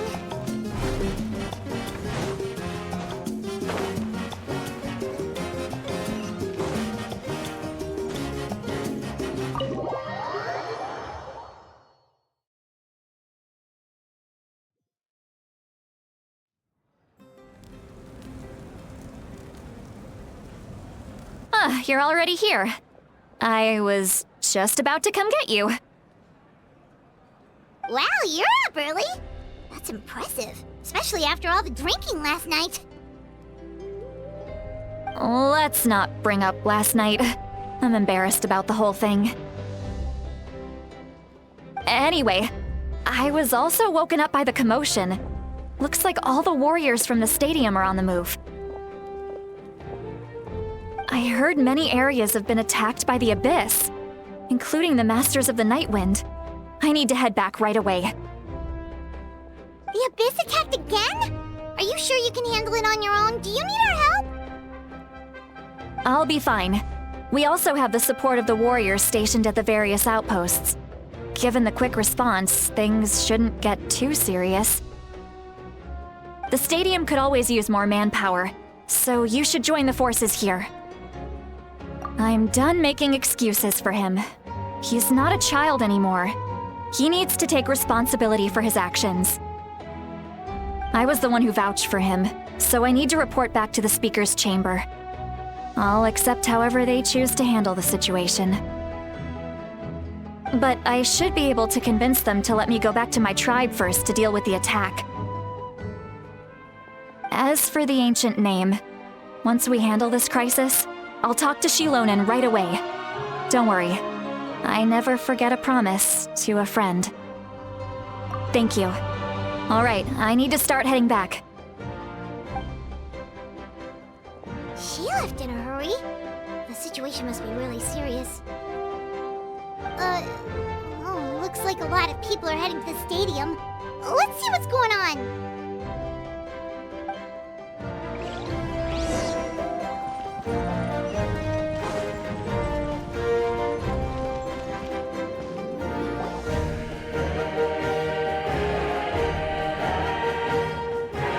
Traveler, over here! Perfect. Our star Outlander has appeared. Oh, you're all here! But, what's with the whole Star Outlander thing? Just my way of saying how awesome you are. We've got a real emergency on our hands, so this is the perfect time for you to show. Alright, but can we get a quick rundown of the situation first? The Abyss suddenly attacked the Collective of Plenty, the Masters of the Nightwind, the Children of Echoes, and a number of our camps and outposts in the wild. Yes, and the attacks are increasing in frequency. The tribes have plenty of defenses, so they're safe for now, but I can't say the same for the adventurers and merchants stuck in the wild. Chaska and I have been searching for survivors and treating the wounded. We just got back, but we need to head out again soon. I plan on heading back to the Collective of Plenty, just in case my tribe needs me. What about you, Mualani? Where are you gonna go? I'll go help the Children of Echoes. They're the closest, so I can start fighting right away. What about you guys? We could go together.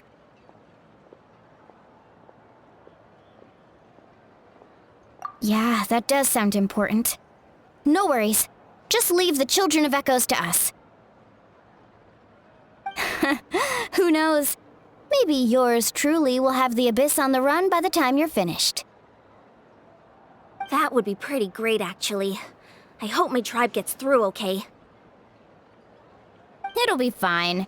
Your tribe doesn't do all that bodybuilding for nothing.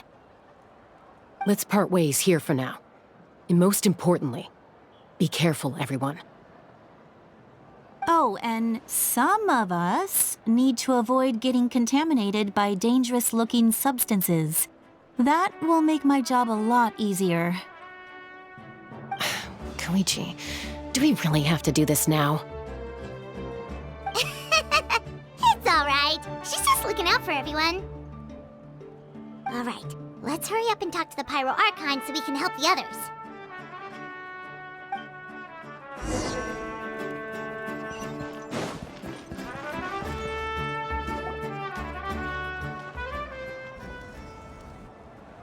Oh, it's you two. As you can see, things are not looking good right now. People across Natlin are in danger. Look, I'm very interested in your recent adventures, but this is not a good time, so we'll have to keep our conversation short. That's alright, we're also in a hurry. We're gonna go help the Children of Echoes after this. What?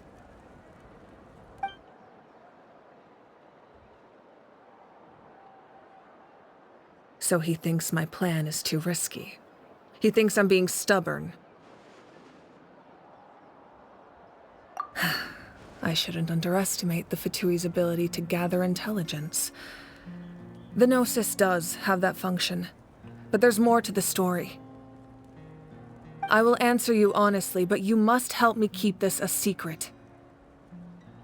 I can use the power of the Gnosis to save Natlan, but it comes at a heavy price.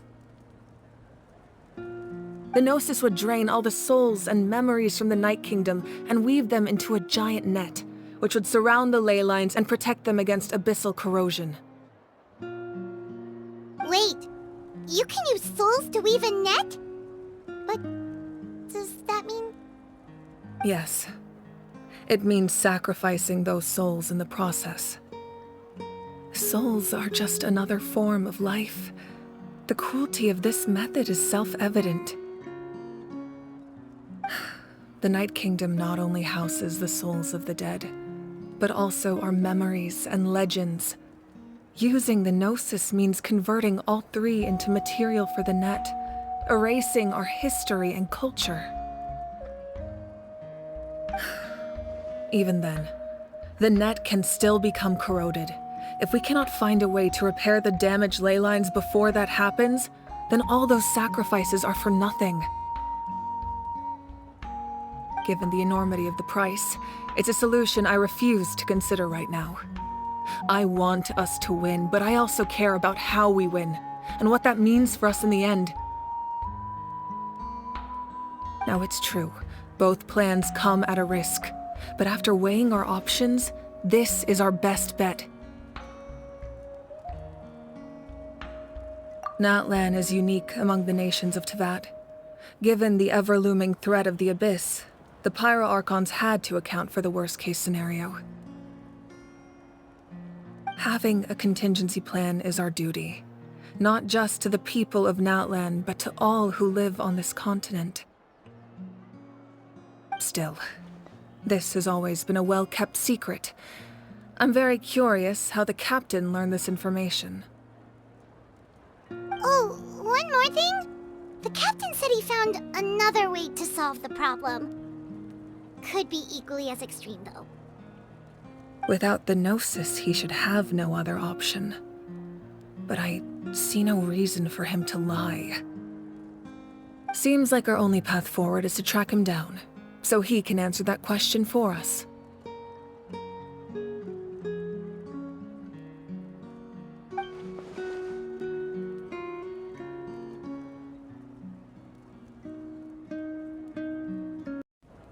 Judging by your expression, you must have doubted me, even if just for a second. Not even a little! We would never— Wait, what are you talking about, Traveler? Just as expected. I appreciate your sincerity.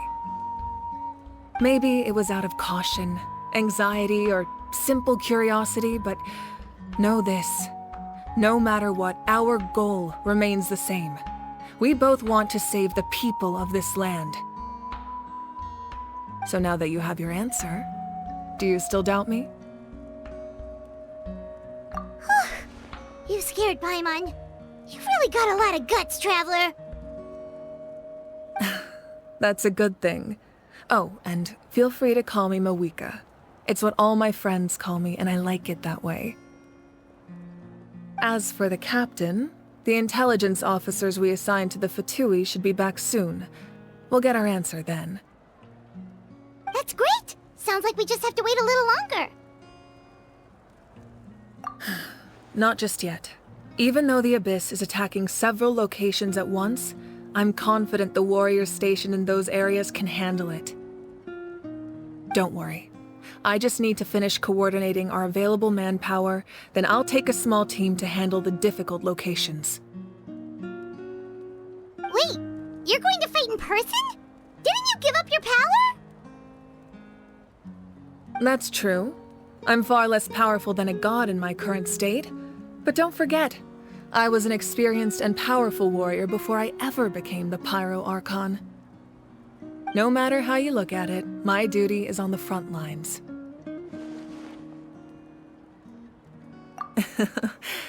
I just think there's strength in numbers. If the people feel emboldened, that's just a bonus. Anyway, even if we respond to these threats in time, it's not a permanent solution in the long run. I've considered moving my people to other nations, but given their close connection to the Night Kingdom, a forced evacuation would have devastating consequences. I've told the chiefs of each tribe to strengthen their defenses and advise people against leaving their settlements. Now, I just need to find the right time to disclose the true nature of the crisis to the people of Natlin. Paimon's a little worried about how people will react.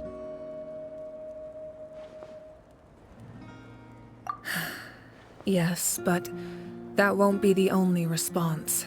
In any case, that's for me to worry about. I'll let you know when we have more information on the captain. All right, we should head out. Maybe we can join up with Milani. She can't be too far ahead. No need to worry about me.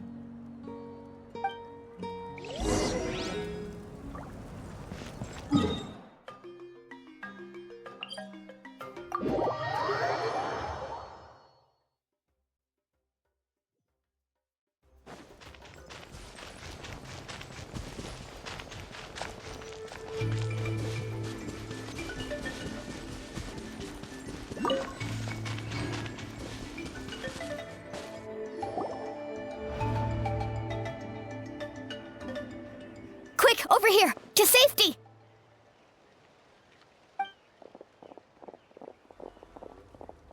Kachina, how many people do you have left?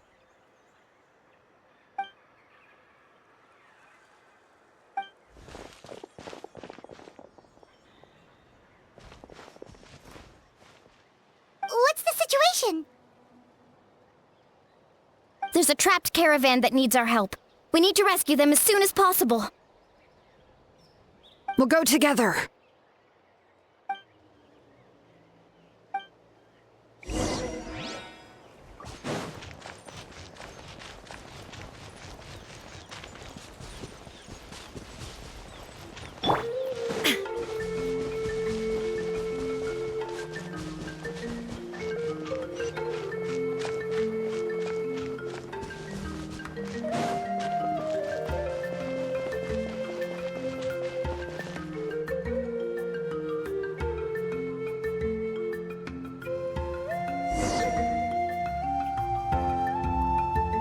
Stay safe. We've got this.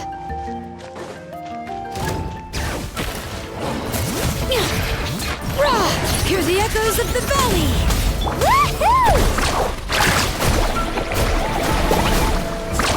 Amazing! Need a surfboard? Let's shred, Sharky!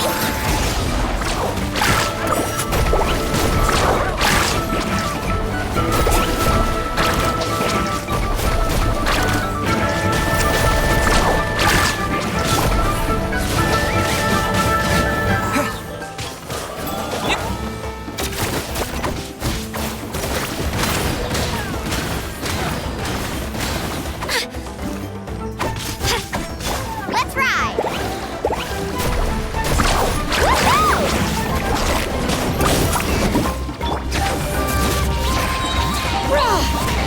Let the mountain's veins boil! Woohoo!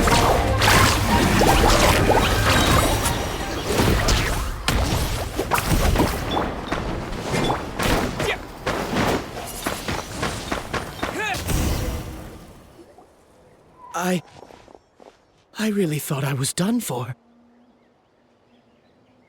I can't thank you enough. Don't worry about it. We're just glad you're okay. Let's see. Your goods look fine too. Guess the Abyss isn't after Mora. That should be the last abyssal pylon near the Children of Echoes.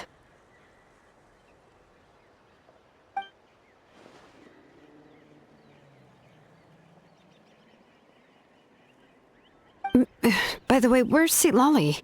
I thought she would come with you. The Masters of the Nightwind also got attacked, so she went back to help her tribe. She said we can deal with the ancient name later. Yeah, that makes sense. The attacks are more urgent. Alright, this isn't a good place to talk.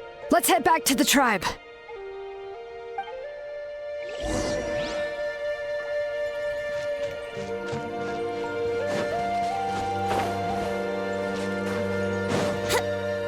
Wouldn't gliding be faster?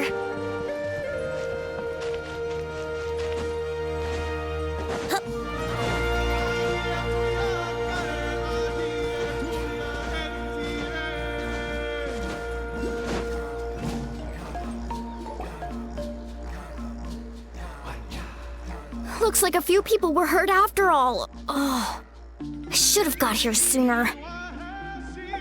The Abyss threw a lot at us at once. I rushed out as soon as I heard the alarm, and there were already so many monsters.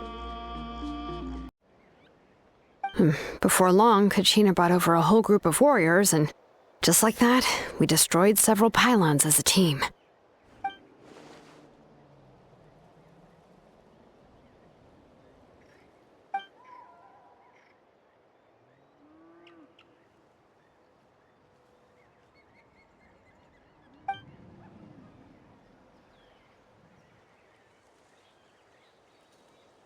You mean the situation in the Night Kingdom, right?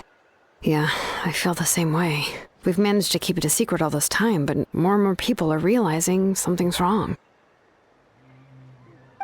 It's impossible not to feel anxious when things are getting worse by the second, and all we can do is wait.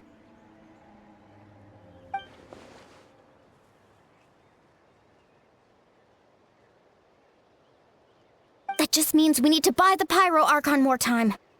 Keep pushing, everyone. Every battle is worth something. You really are an eternal optimist, Mualani.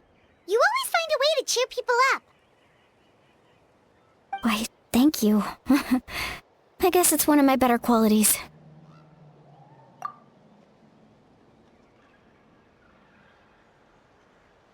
So, specifics aside, the Pyro Archon confirmed the Gnosis can resolve the crisis, but it comes at a huge price. And somehow the captain finds out about it, goes to fight the Pyro Archon, and calls her out for having a solution but refusing to use it. Honestly, if he has the same information as us, I can't really blame him.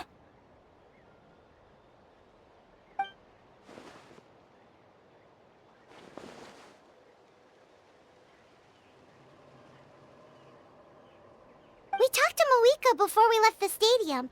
According to her, the cost of the captain's plan is too high. And, well, it makes sense. If that was truly the better choice, she would have picked it. Yeah, I trust the Pyro Archon. When I was upset about Kachina's disappearance, she was really sincere and patient with me. Plus, she burned down all those precious mementos for Kachina. She's already proven how much she values even a single person's life. When it comes to Natlan's survival, there's no way she would hold back. I agree. Maybe the captain weighed the costs and came to his own conclusion, but I'm sure we have different priorities. Life is important, but so are history and memory. As the Archon, she can't tell us everything, but it seemed like she wasn't holding anything back this time. The next question is, if the captain found a new way to save Natlan, how come the Pyro Archon has never heard of it?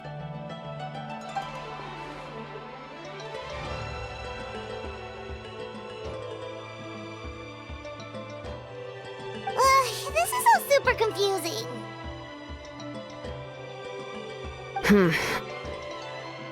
We still don't have enough information. Once we figure out what the Fatui are doing, we'll have our answer. Let's head back then. Marika said her intelligence officers should return soon. With how many Fatui there are, someone's bound to give something away. Sounds good. I have a few theories of my own. With a bit more information, we just might get to the bottom of the whole thing.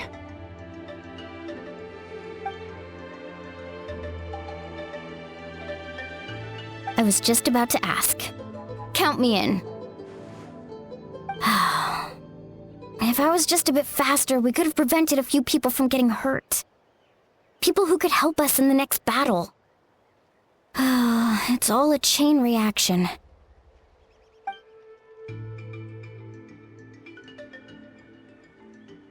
Registered? Nah. I'll just follow you around. You know, go where you go, do what you do.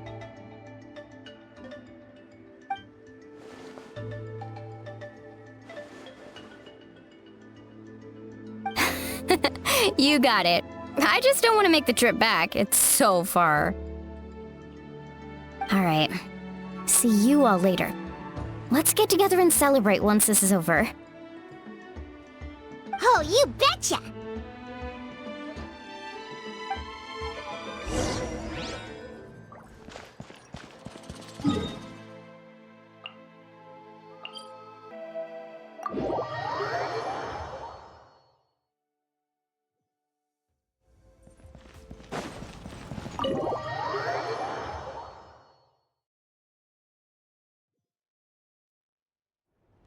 Marika! Oh, Chaska and Koichi are here! Wait, are you okay, Koichi? I'm fine. No need to worry. They ran into the Fatui while out on a mission and decided to follow them. The Fatui? Calm down and let me explain. Here's what happened.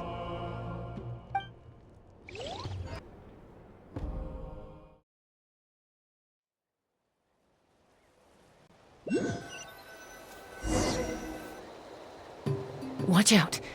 It's the Fatui. Were they attacked by the Abyss? No, wait. It looks like they're protecting a group of travelers. Over there. Do you see? You're right. That's a traveling group from Natlan. Could they be trading for something? Let's keep observing for now. We're glad you're okay.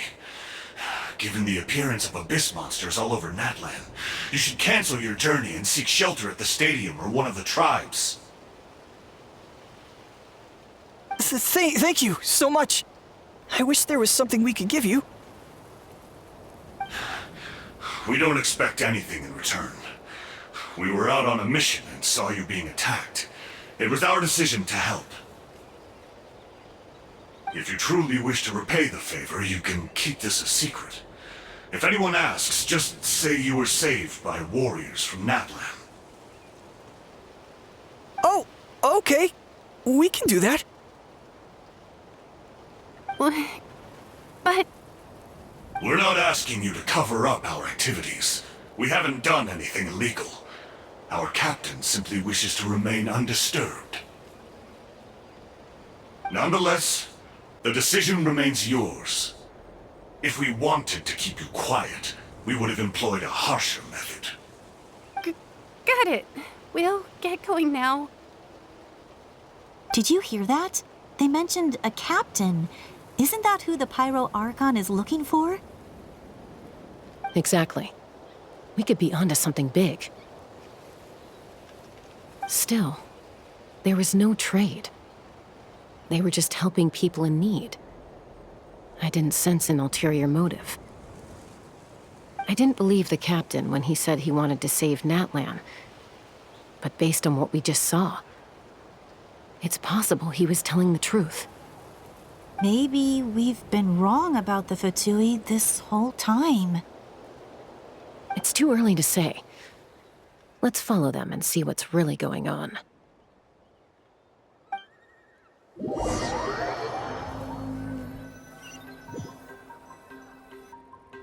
So this is where they were headed. Looks tricky. It's heavily guarded on all sides.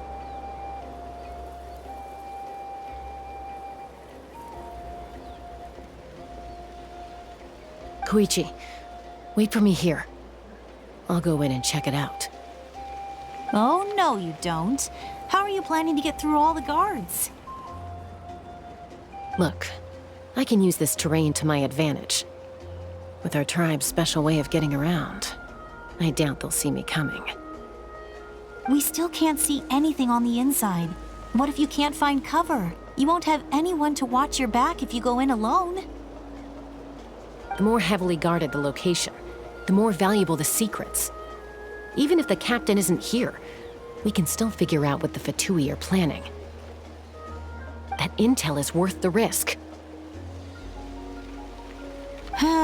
Fine. You're not gonna listen to me anyway, so let me come with you. That's even more risky.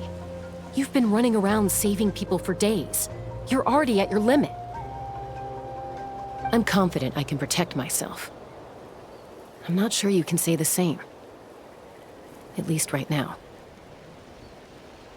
I can.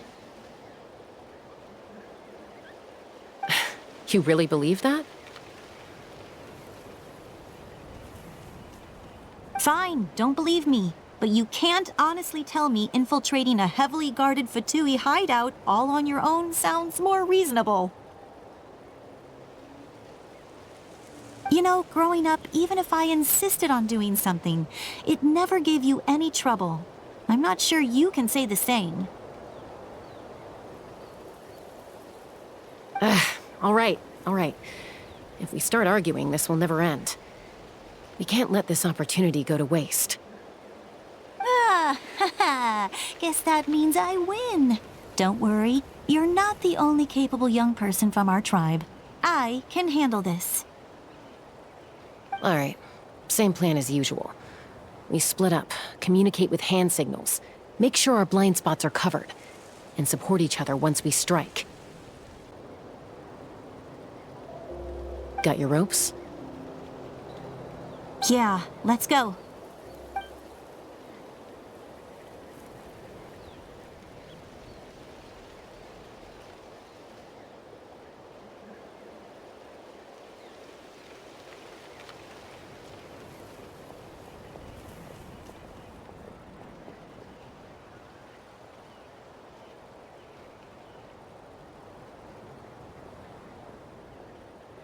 The Fatui have eyes all over this place. I should wait for Koichi's signal.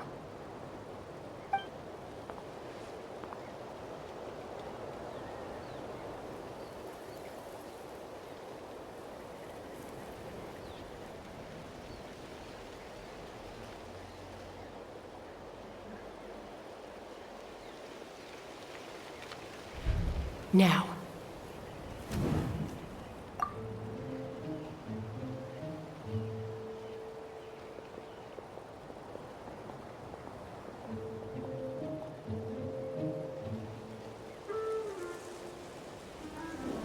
Not sure how many chances I'm gonna get. I need to act.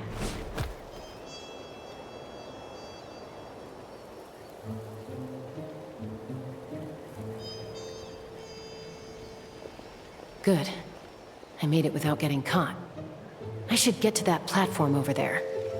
But it's guarded by the Fatui.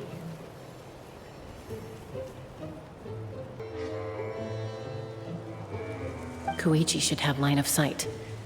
I'll wait for her signal.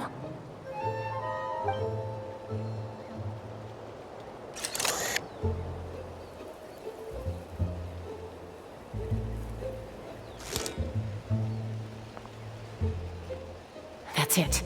Now's my chance.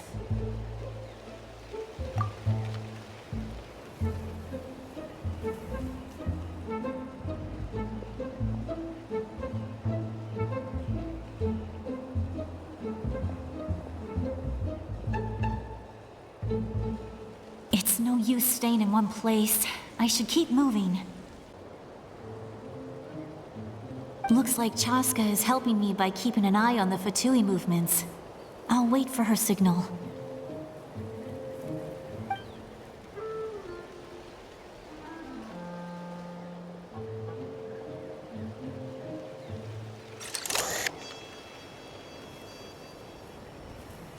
Time to move.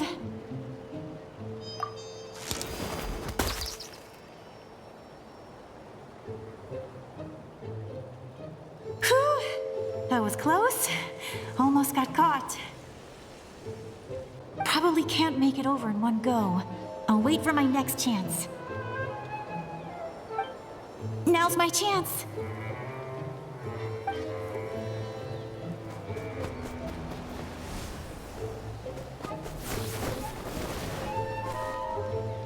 I made it! That'll show my sister. Let's see. The Fatui's occupying all the best locations. If we could just get past them somehow. Wait, I've got it!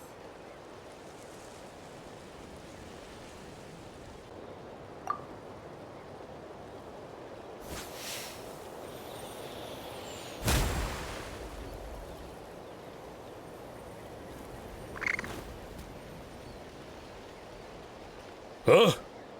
What's that noise? Did something explode?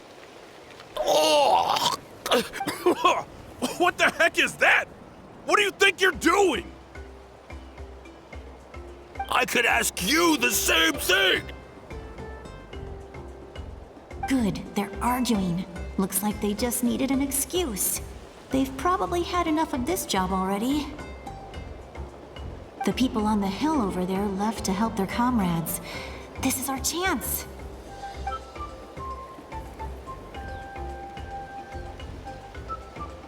Come get me, Chaska. I hope she gets this hand signal.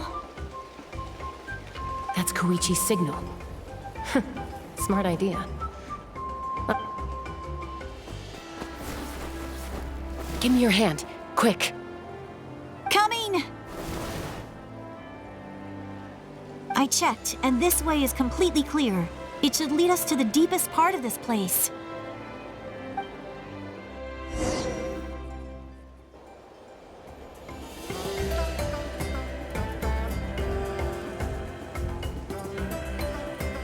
Well, I was pretty helpful, right? You know, everyone usually jumps at the chance to work with me.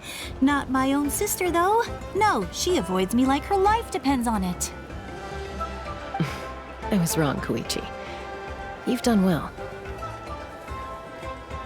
Wait, you're just gonna admit it? Now I look like the mean one. Let's focus on the task at hand. We're in the heart of enemy territory. The more time we waste, the more dangerous this becomes. All right. If you're not gonna take the bait, then I'll drop it. Looks like the Fatui are here to dig something up. I'm surprised they mobilized this many people. I doubt it's because they're interested in our culture and history. It seems like they're looking for a dragon relic called the Source Mechanism. The device is ancient. Barely any information survives to this day. And even people from Natlin don't know how to use it. Why would this be the Fatui's target? Not bad. Looks like it's in good shape. This should be what our Lord's looking for. Took us long enough. Come on, let's get this thing back. Back? Back where? Should we keep following? You really want to keep going? Of course! We make a good team, don't you think? No reason to stop now. What was that sound? Uh-oh. We've been spotted. Time to go. Falling rock incoming! Watch out for your gadget! What? You'll regret that! After them!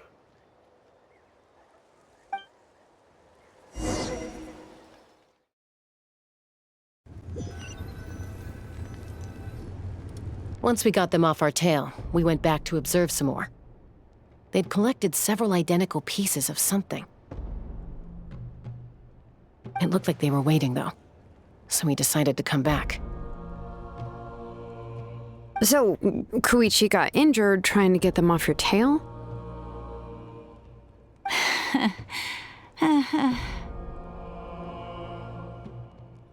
She pushed herself too hard and collapsed on the way back to the stadium.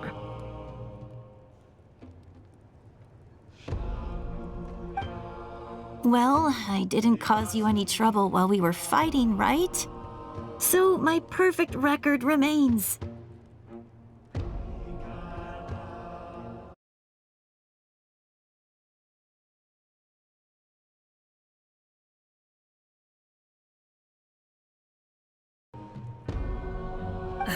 You've done very well.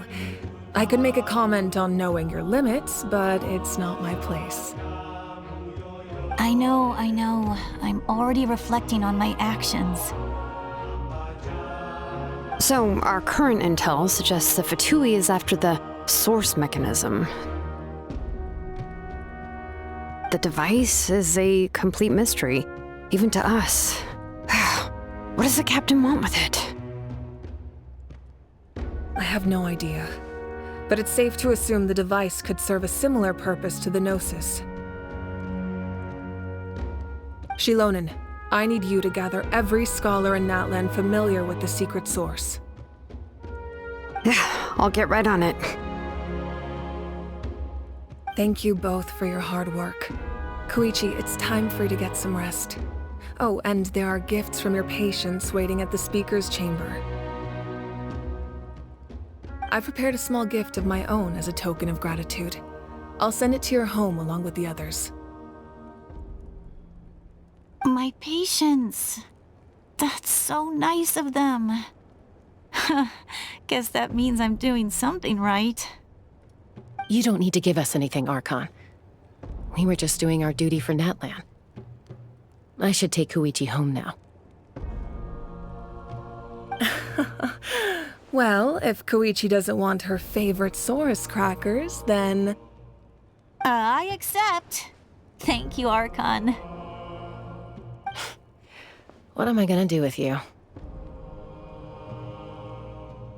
There's some for the rest of you as well. They're one of my favorites too, so don't be shy. I'll start investigating the source mechanism right away. If I learn anything, you'll be the first to know. Yummy snacks!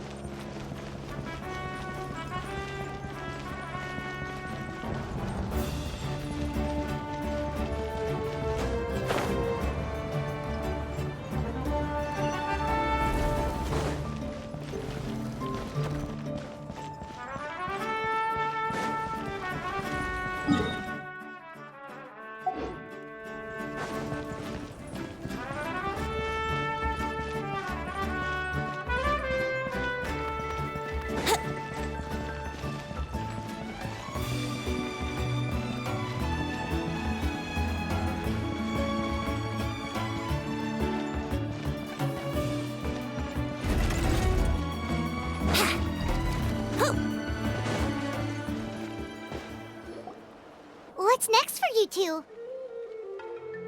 I'm taking Koichi home. With our parents there to keep an eye on her.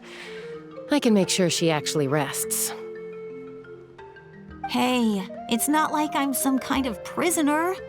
I'll be fine in a day or two. There's no need to go all the way home. That's what you always say. Everything's no big deal until you collapse. What if the Abyss attacks again? You're saying if I let you rest in a hotel, you're not gonna rush out the minute you hear the alarm? I won't. Triple promise I won't. Mm-hmm. Fine. On the off chance something like that were to happen, I might. But I'm a doctor. I have a duty to help people in need, no matter how hard or tiring the work gets.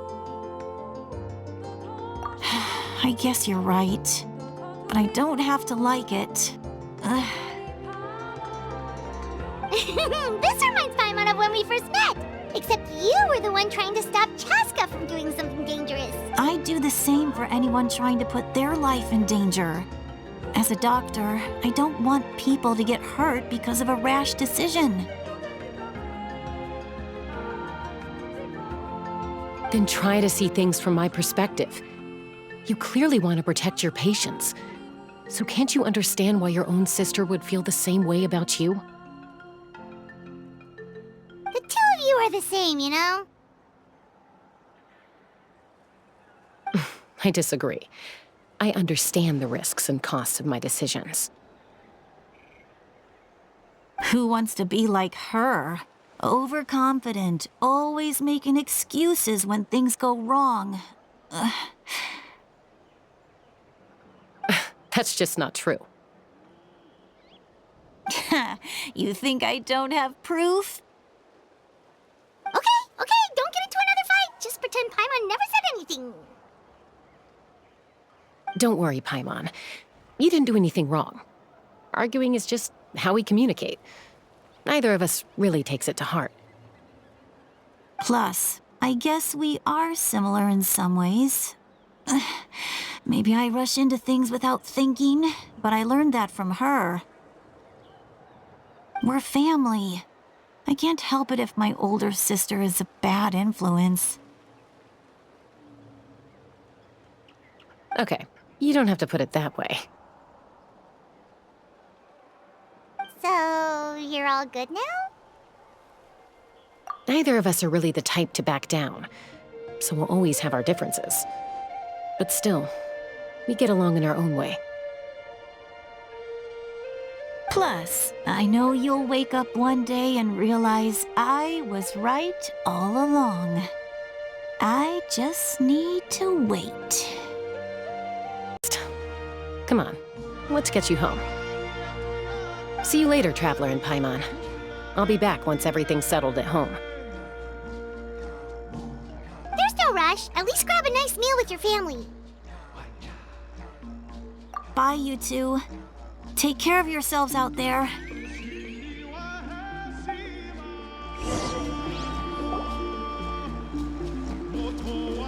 Huh. Those two will probably make up for real at some point, right? Well, we've learned a lot. Let's go over everything that we know so far.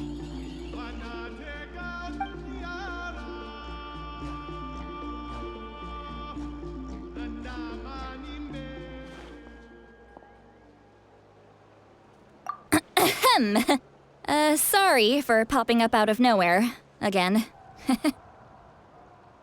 Why do you look so awkward? Oh, is there something you need from us? Okay, I won't beat around the bush. Oh, and I'm sorry for interrupting your rest. I'll treat you to some charcoal grilled steak to make up for it. Awesome! Just give us your orders! Hey, friends don't order each other around. I'm just here to share some news. Remember what we talked about before parting ways? Oh yeah, you mentioned how Auroran has always wanted to save Natlin, and something about his soul being fragmented. Paimon and the Traveler discussed it after you left, and we think Auroran is probably back with the captain. What do you think? I agree with your hypothesis. And just now, I confirmed it myself. Auroron came back. He helped the Masters of the Nightwind defend our camp. What? He came back? I told him to give up whatever he's doing, but he refused. He said they're just one step away from success, so there's no way he can back out now. Apparently, he came back to fulfill his duty to our tribe. When he left, he said it was because he still has a duty to Natlin as a whole. I'm unsurprised you let him go at all. I had to prioritize my tribe. Besides, the situation was intense. I couldn't focus on outside and inside threats at the same time. Plus, he was on guard. He knew I would try to go after him, so he made sure to keep his distance. I kept an eye out for a good opportunity, but it never came. All these years of calling me Granny, and I couldn't do a single thing for him in the end. Don't say that! Your tribe all raised him together, right? That couldn't have been easy. You're right. Seeing him come back reminded me of when he was little. Running around the tribe, dropping by random houses right and left. He's not only a child of the Masters of the Nightwind, but a child of Natlan. It's only natural for a child to want to do something for their family. Besides, Auroron is my apprentice. He might have a few tricks up his sleeve, but I guarantee I know every single one. Wait, what are you saying? Look. Remember how I said Auroron's soul is fragmented? This is the talisman I created to keep it stable. And this gem is what makes the talisman work. It just so happens that Auroron is due for a gem replacement. Since I can't get close to him, I put the new gem in a supply bag and asked Aoife to bring it to him. You guys know Aoife, right? No? Well, he's a pretty famous vet around these parts. He's always bringing me all sorts of things, and he happens to be very good friends with Auroron. Aoife doesn't know what's going on, so he agreed, no questions asked. Auroron would find the gem as soon as he opened the bag. He knows how important it is, so I knew he would make the switch. He probably suspected that I tampered with it. But here's the catch. The trick is on the bag. The moment he touched it, a portion of his memories were copied onto the old gem, which he no longer needed. That's amazing. You can do something like that? Most people can't, but I can. That trick he used to bring you to the Night Kingdom isn't anything special, by the way. My technique is much more subtle. He won't notice anything. So in other words, we have a whole backup of Auroron's memories in this gem. The kid thinks he can take me on? Like I wasn't the one who taught him everything he knows? That's amazing, Seat Lolly. Let's take a look right away. Once we get to the bottom of this, we can finally track him down. I know he thinks of me as his grandma, but do you think he'll get mad at me for this? You can be honest. That's a tough question. Paimon doesn't have a grandma, so she's not the best person to ask. To be honest, I've always doubted my ability to look after him. I didn't stop the ceremony all those years ago, and now I'm useless again. But if I stop here, it will haunt me until I'm 500 years old. Every night I'll wake up in a fit of anger. Yeah, you're right. First anger, then tears. Oh, wait! Who are you calling a crybaby? You're just making it worse, Traveler. I need to look at his memory. Even if he resents me, refuses to see me, or runs away for good. I don't care, and I won't blame him. A family does whatever it takes to protect their own. You sure you'll be okay? We can come with you if you want. Did you just say you'll come with me? Is that okay? We have a pretty good reason to see it too, don't we? Because, right, we need leads on the Fatui. You really mean it? Fine, you can come. Just promise me you'll see this through. No backing out. Got it? Don't worry, we're professional adventurers. Then I place my trust in your professionalism. All right, time to sneak into someone else's memory and engage in some, unwanted spying. You heard it here first. I wouldn't be doing this if I had any other choice. Are you ready?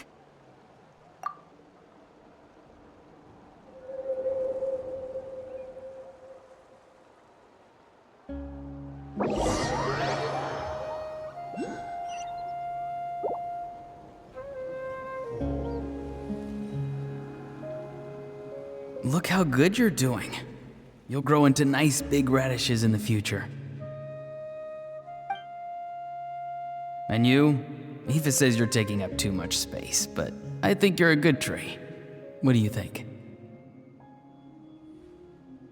Hey! How's it going, Auroron? Good. How are you, Uncle Okanbi? Can't complain. What you up to? Naming your vegetables again? No, just some idle conversation. Sounds fascinating. What did they say? They told me you were coming and that you would take some produce with you. Only if you're offering. By the way, I ran into Aoife yesterday. He told me Chaska's fostering a saurian at his place. Said the thing trampled over a part of your radish garden. I hope you two didn't get into a huge fight. No, don't worry.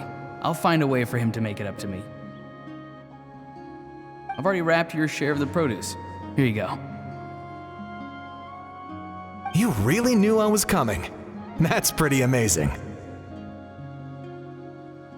Light up the smoke and you can see the path through the shadows. That's what everyone says. Hey, have you seen that strange group of people that just appeared out of nowhere? Appeared out of nowhere? I don't think so. It's the Fatui. Their leader seems like a big deal. He didn't bring many men with him, but they're all elite warriors. It seems like they're looking for someone, but I wouldn't go around asking too many questions. If you run into them, be careful.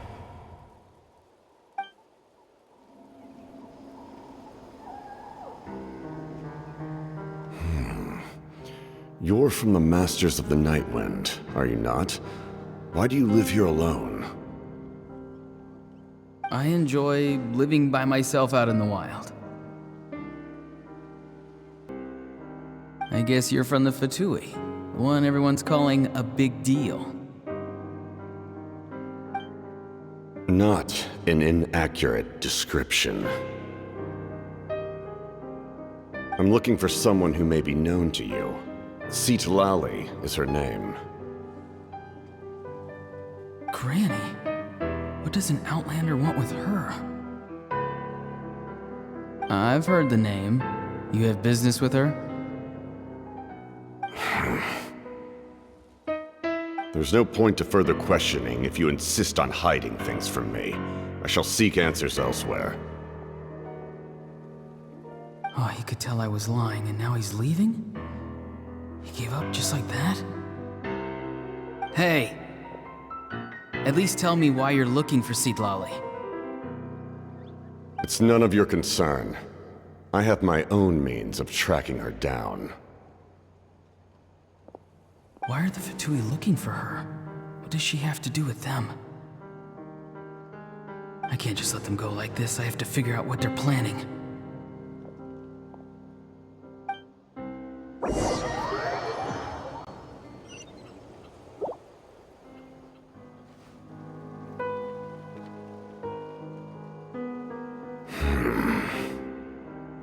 I've just been studying the ley lines and asking for leads on Granny. I can definitely rule out some sort of invasion. The situation has seen no true improvement. The Pyro Archon did not fulfill her promise.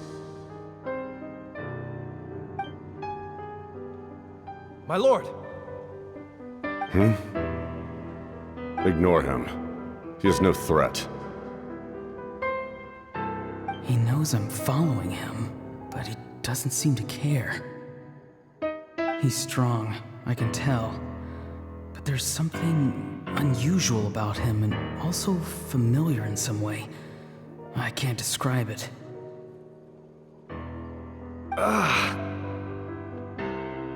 What is it? My lord, I feel dizzy. A ley line disturbance. Certain presences have been forced to wander outside their rightful realm.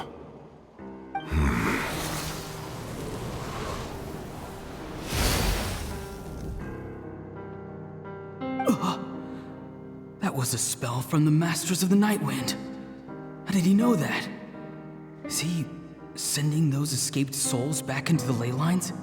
How did he do that so easily? Soulfaring is supposed to be extremely difficult. This could be related to why he's searching for Granny. I feel much better. Thank you, my lord. Think nothing of it. Stay vigilant, and continue to gather information. The Abyss could attack at any moment. If you notice any irregularities, assume drill formation and be prepared to fight. However, there's no reason to over-engage. Information is our first priority. Yes, sir. Why are the Fatui fighting against the Abyss? Do they really mean us no harm?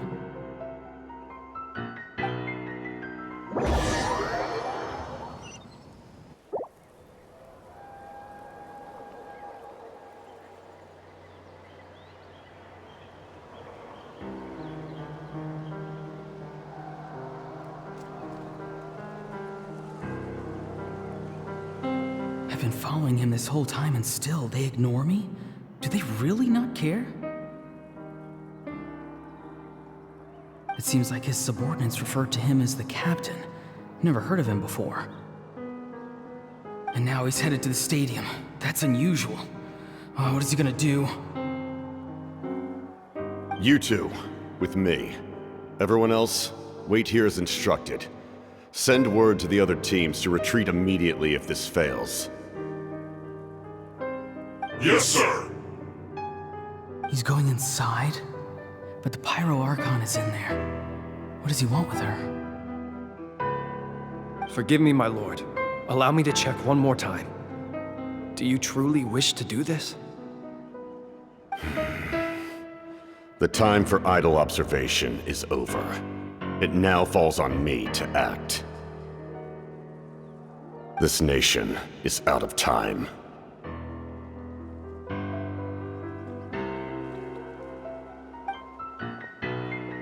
Yes, sir.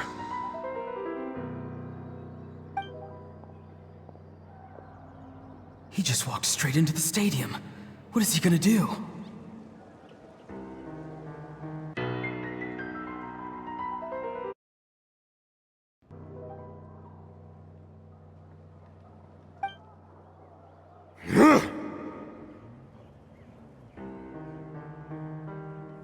They're both incredibly strong. How long will they have to fight until someone comes out on top?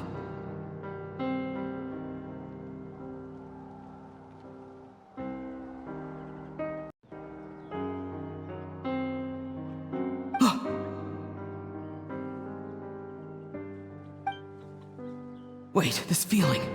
Just like the other day near the ley lines, it's faint, like a soul's trying to escape. Where is it coming from? Is that why he's looking for Granny? If he dies here, then all clues will be lost. I can't let that happen.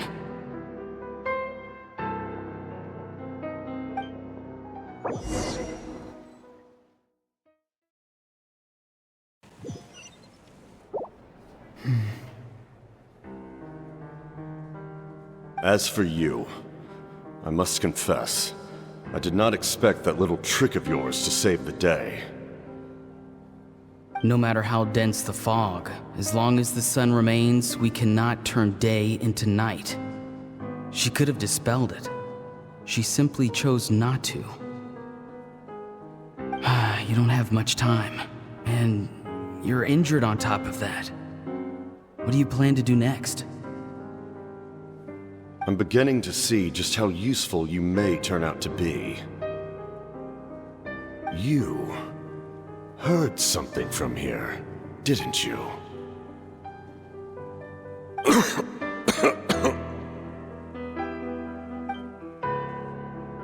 No need to force yourself. I've never seen anyone match the Pyro Archon in battle before. I didn't expect you to intervene at such a critical moment. You know I've been following you. Why didn't you stop me? When walking in the forest, it is only natural to encounter wild beasts. However, not every beast has the courage to come out and bite. And yet, one of those very beasts saved your life.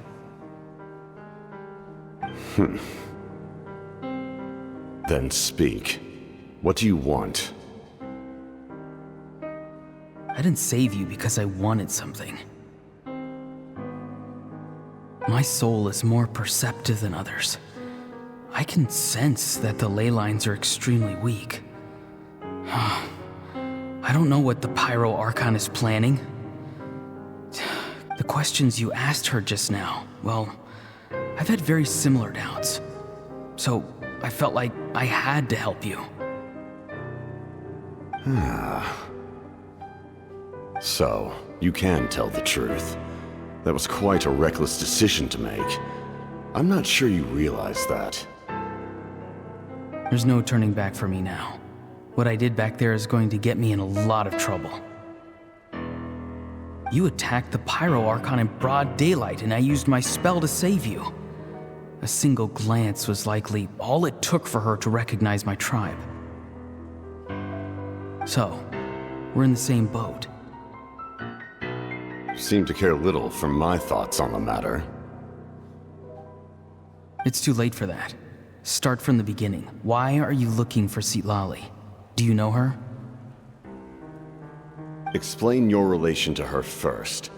I know you two are acquainted. It was obvious the moment I mentioned her name. Citlali is my elder and my teacher. She taught me everything I know. It's my duty to protect her. If you truly wish to protect her, you should have let me perish at the Pyro Archon's hand. Yet, you chose otherwise. Do I really need to tell you what that means? I want to do something to change Natlin for the better. Something I can accomplish with my own two hands. You're stranger than anyone I've ever met. But maybe, just maybe, you can show me the way. Strange? Citlali is said to be the legendary Granny Eastly, someone capable of communicating with the Wyub, and the Wyub are the key to information on the Night Kingdom. Why do you need knowledge on the Night Kingdom? That is not something you need to know. Don't forget, I saved your life. Do you not believe the Fatui capable of betraying a debt? People can lie, but souls cannot. I can tell there's a weight to your soul, a sense of justice.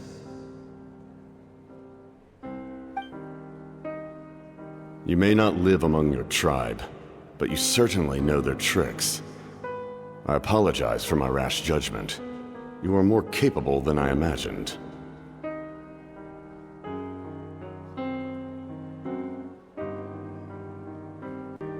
Let's go.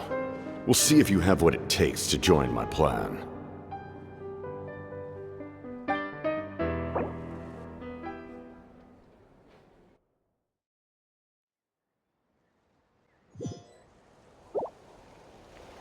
I see. Interesting approach. Worth trying, I think. Rather than weaving a net to protect the ley lines, this method would address the root problem.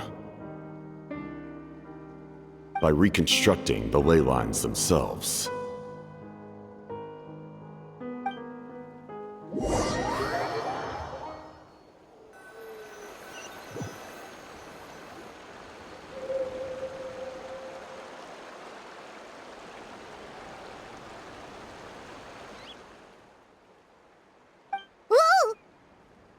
Traveler, Paimon.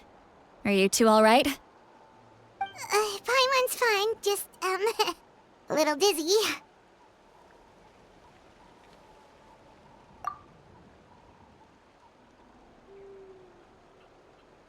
Of course. I'm so mad at him.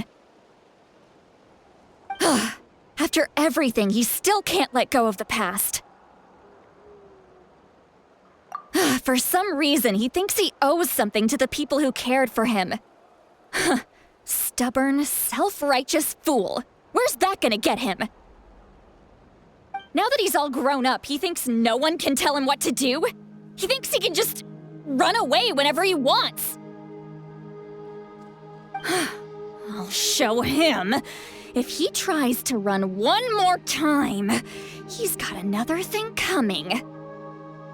Maybe stubbornness runs in the family. Like grandmother, like grandson, as they say. Is that supposed to be a compliment? Huh, that kid's got nothing on me.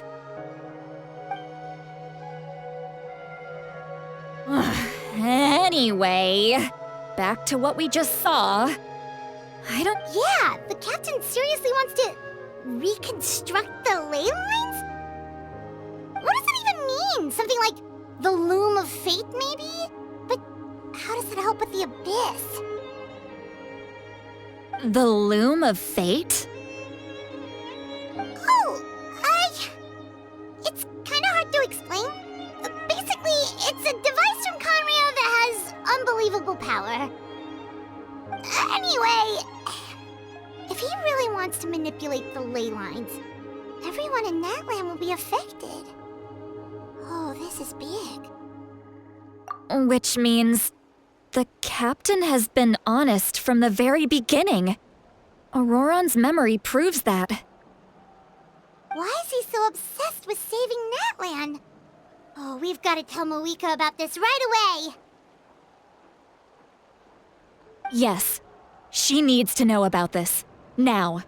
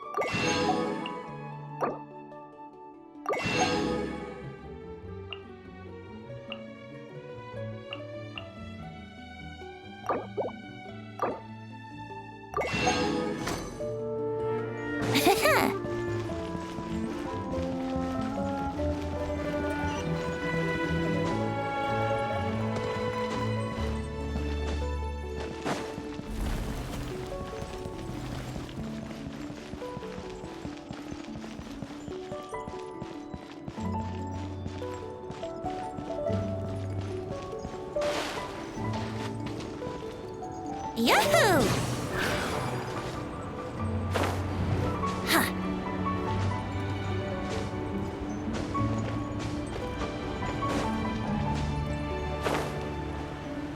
You got trouble? I've got solutions.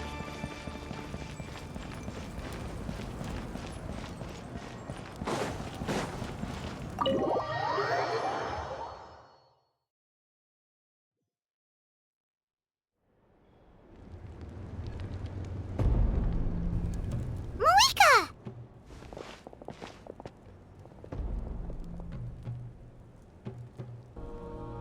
Traveler, Paimon Sitlali. Perfect timing. I've located the captain. Really? That's great! We also just took a peek at Auroron's memories and discovered something huge! Oh, all with his granny's permission, of course. Or no, actually it was... Calm down, Paimon. I'll take it from here.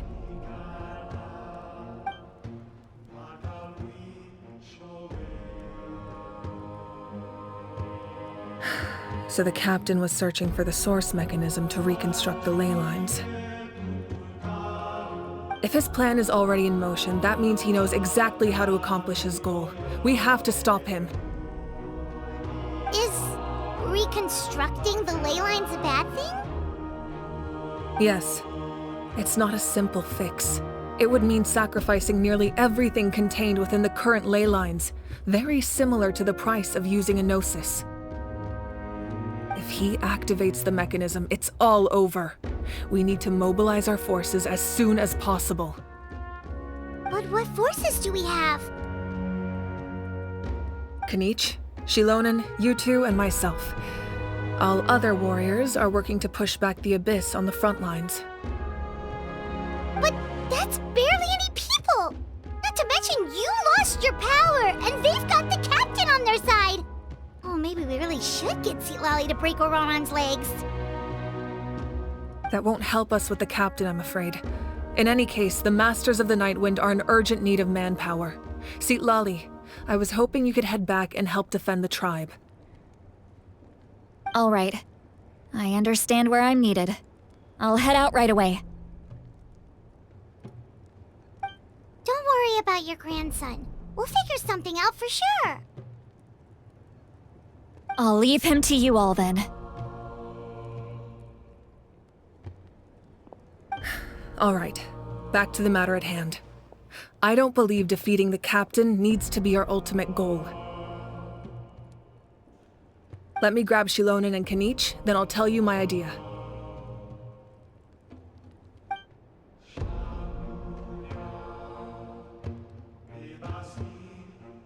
As you all know, Auroron is working with the captain and we need to stop their plan.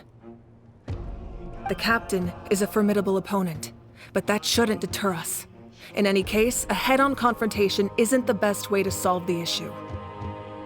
Their plan hinges entirely on a single element, the source mechanism. If we leverage our forces, we can destroy it, and then success is ours. We'll head out together. In the event that a confrontation becomes inevitable, I'll stall the captain while you advance.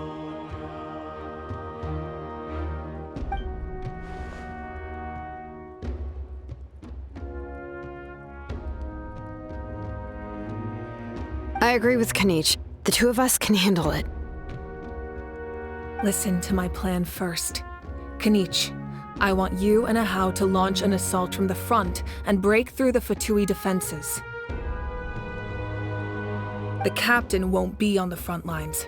As a seasoned warrior, he'll be stationed in close proximity to the device to ensure its protection.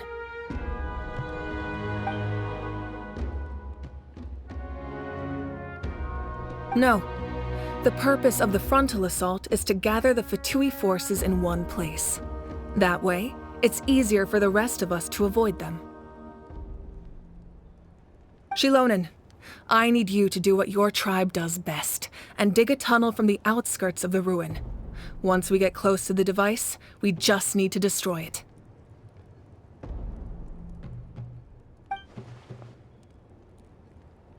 Exactly. The Traveler and I will join her as well. No one can create a distraction better than you can each, not even myself. By combining our strengths, we just might manage to break through the captain's defenses. Understood. Then we should head out now. Just promise us you won't do anything reckless. You cannot face the captain straight on unless you have no other choice. You mean everything to us. Losing you would be the worst possible outcome.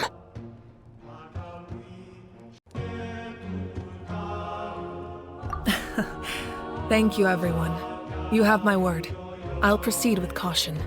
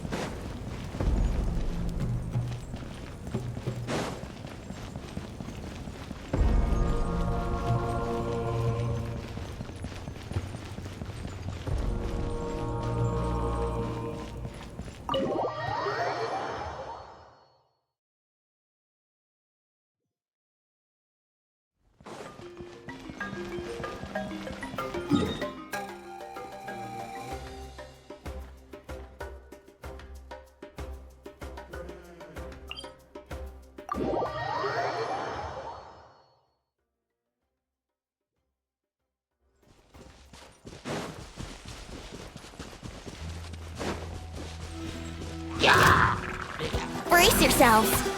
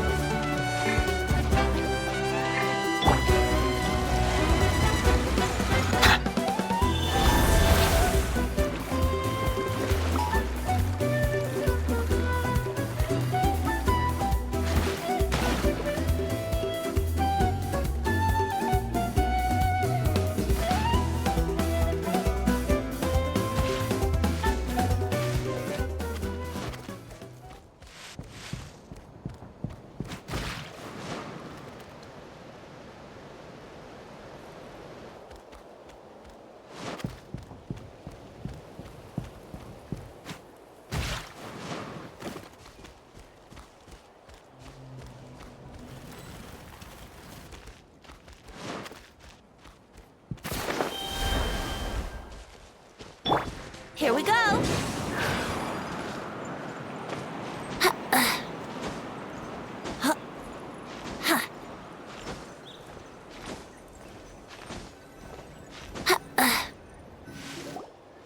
All right, this is the place. Their tunnel must be behind that gathering of Fatui guards.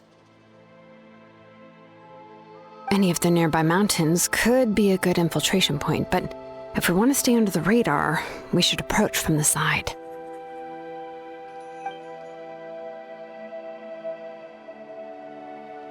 There are only a few Fatui stationed around the perimeter. We should take care of them first so they can't alert anyone.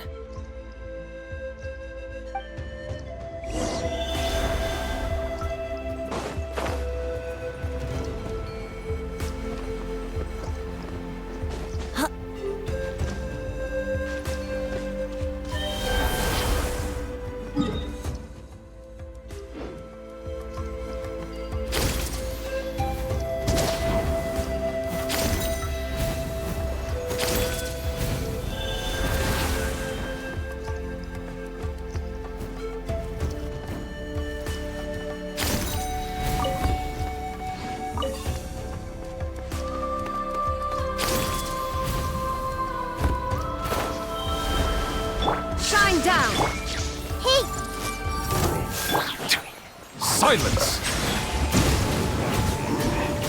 All right. What do you think, Shilonin?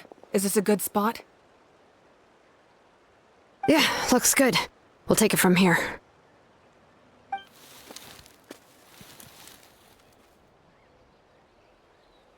I can see the inside! Perfect. We'll keep going. The rest of you should head back. Things are about to get dangerous. All right. Please, take care.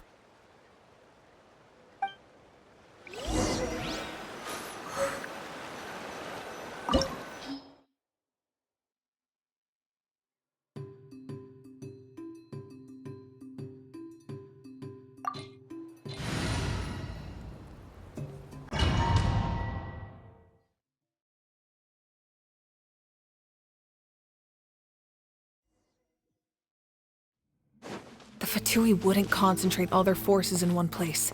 There's sure to be guards on the inside, so stay sharp. Oh, nice job smashing those rocks, Moika. You look super cool. Ah, that was some expert level rock clearing, even by my tribe standards.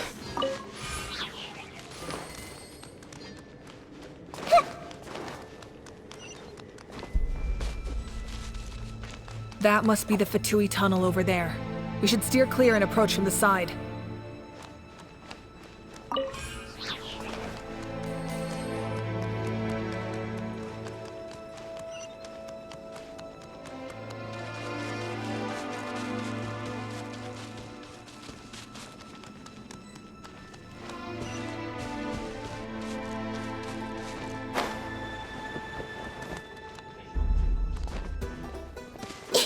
I see everything. Illusion shattered. Bow your head. Not going anywhere!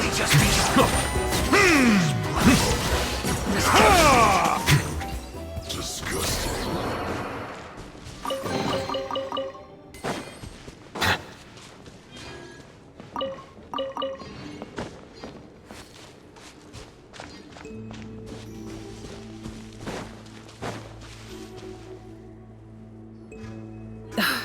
This spell is from the Masters of the Nightwind. It's Auroron's doing. They're probably trying to buy time.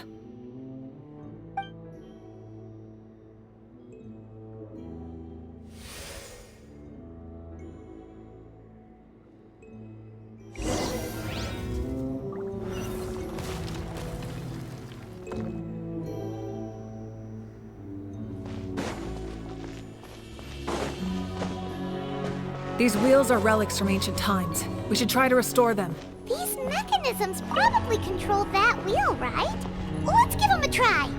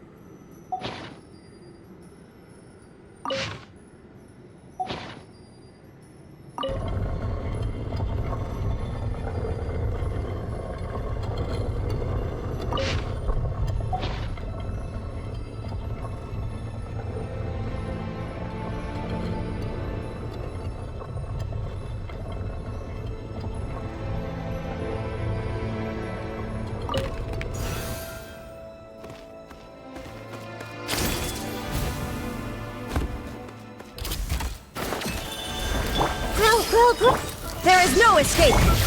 Silence!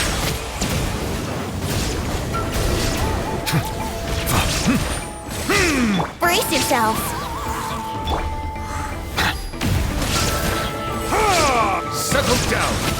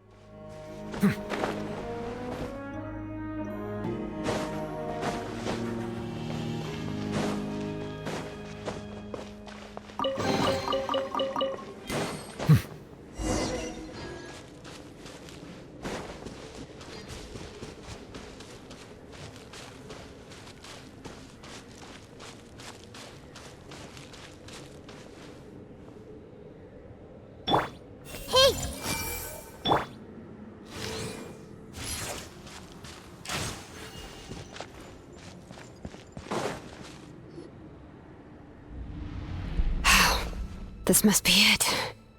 There they are!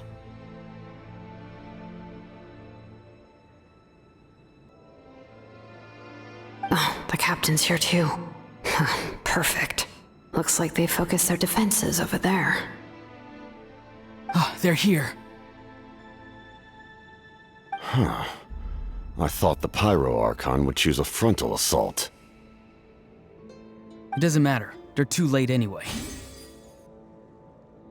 Stop!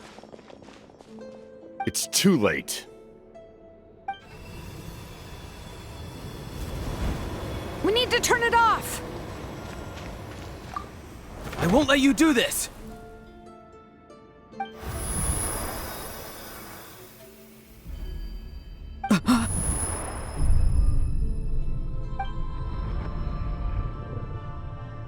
The sound of lament? What was that sound? It was like a piercing cry! Now's our chance to turn off the device.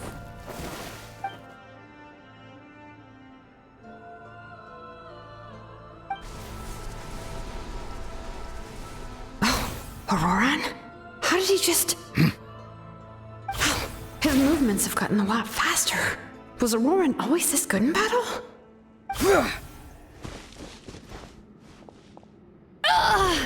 This ends now! Huh? Something's wrong.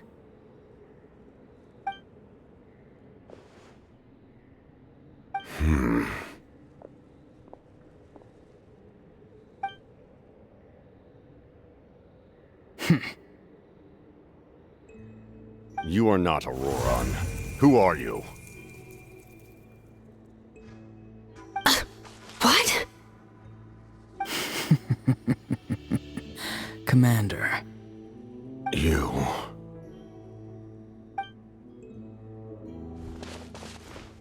So, you still recognize me, Commander? I'm glad. Although, I believe you have some more pressing concerns at the moment.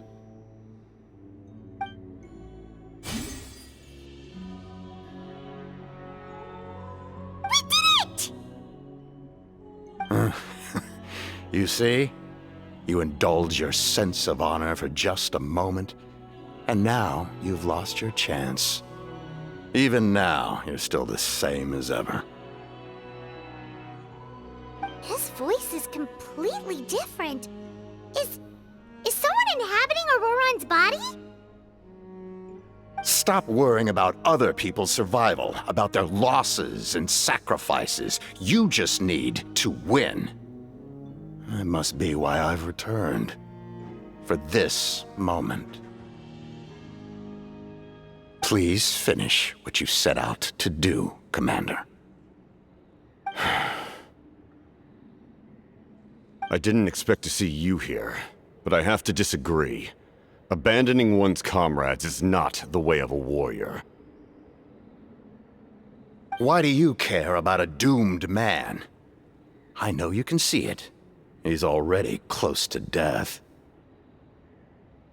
After all, his soul has been incomplete from the start.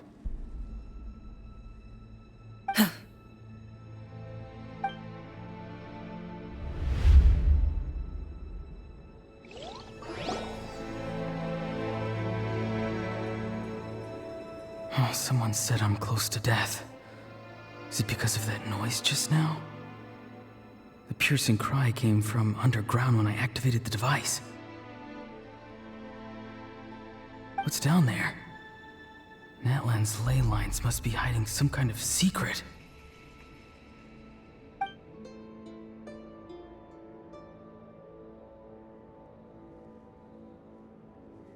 Ugh. Am I dying? Oh, no. It's too soon. Ah, Auroran, it's you. What'll it be today? Oh, why the long face? Don't tell me you still haven't let that go. I knew it was a bad idea to tell you. I heard everyone wanted me to be the savior. Savior? Ha! Sounds nice, doesn't it? But, does such a person truly exist? Even if they do, why would you have to become that person? Auroran, is that you? Oh, here, have a seat. Let Granny cut you some fruit. We just got a fresh batch. Can I get you anything else? Some grilled meatloaf, maybe? Ask for anything you want. We've got plenty of ingredients. What about those spiced rub mushrooms you made me last time, Granny Kuimi? Ah, you liked those, did you? An outlander taught me that recipe, actually. A merchant, to be exact. Never thought about going into business yourself, my boy? You could travel all over. Our Auroran? A merchant? He's far too honest for that line of work. Well, at least an honest merchant like him wouldn't prey on old-timers like us. Everyone said a true savior does not really exist, but then why did my birth open the door to the possibility? Maybe I don't need to sacrifice myself, but surely everyone is born for a purpose. So, what's mine? If I had succeeded back then, would the world have become a better place? What's the meaning of my existence? Done spacing out, Auroran? Did you finish your homework? Yes, Granny, it's just... Will learning all this really make me as strong as you? Of course not! I'm a special case. Other shamans study their whole lives without reaching a fraction of my abilities. Because you're a genius, right? You could say that. Or maybe I've just been alive longer than the rest of them, and picked up a few tricks that they didn't want to touch. It's rude to bring up a woman's age. Never do that again, no matter the circumstances. I wasn't the one who brought it up. Anyway, class is canceled tomorrow. Go have fun. What about my homework then? Do what you want. What use is it being as strong as me anyway? You've seen how the tribe treats me. They're all afraid. I try to go about my business, and they practically tremble in fear. Not the most fun way to go about living one's life, I'd say. Take it from me. The happiest people are the ones who do their own thing. So do what you want, Auroran. No matter what anyone else has to say. Granny didn't say it outright, but I think she was trying to comfort me. Don't force yourself. Don't beat yourself up over the past. That's what she always says. But I never forced myself. I never even got the chance to try before it was all over.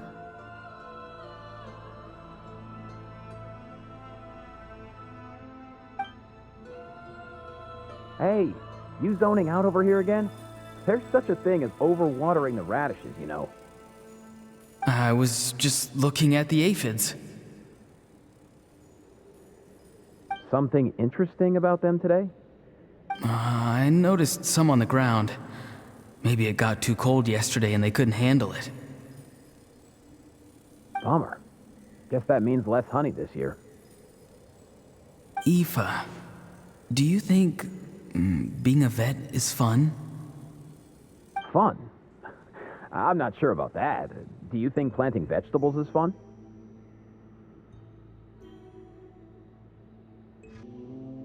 Fun enough, I guess. I don't have anything else to do. Exactly. Most people live like that. No special purpose or calling. It's just how the world works. Oh, jeez. That troublemaker's at it again. Auroron, my man, come inside and give me a hand, would you? Why should I? I thought being a vet was no fun. Well, I guess there is a fun part. Trying to outsmart these rascals. Come on, give me a hand. Maybe Aoife was just too nice to tell me the truth. That attempting something above your capabilities will kill you. My soul is unstable. I only survived because I had people to help keep me in one piece.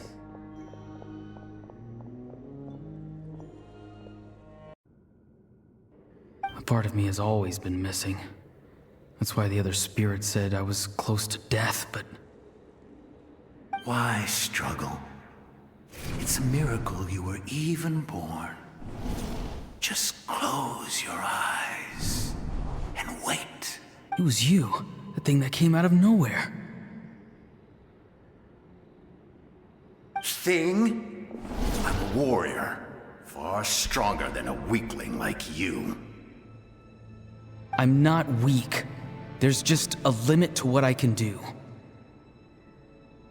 And that's exactly why your fantasy is so ridiculous.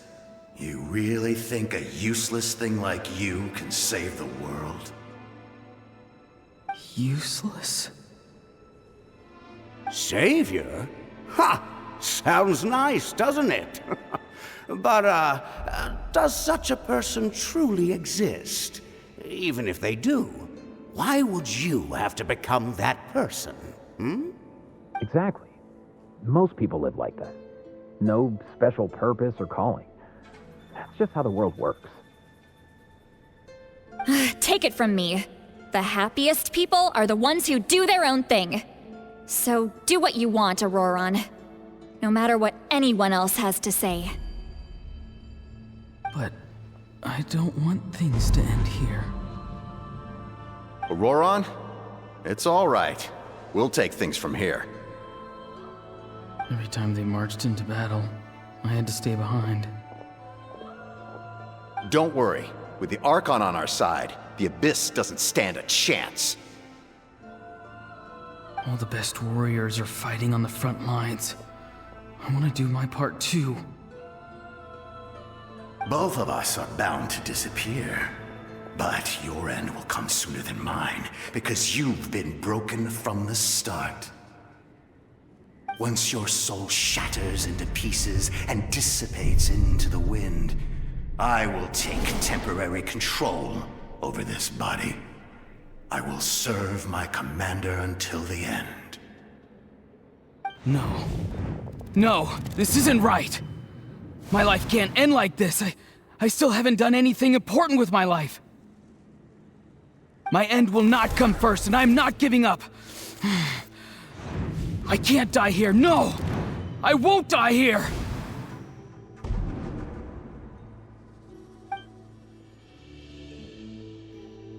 Auroron!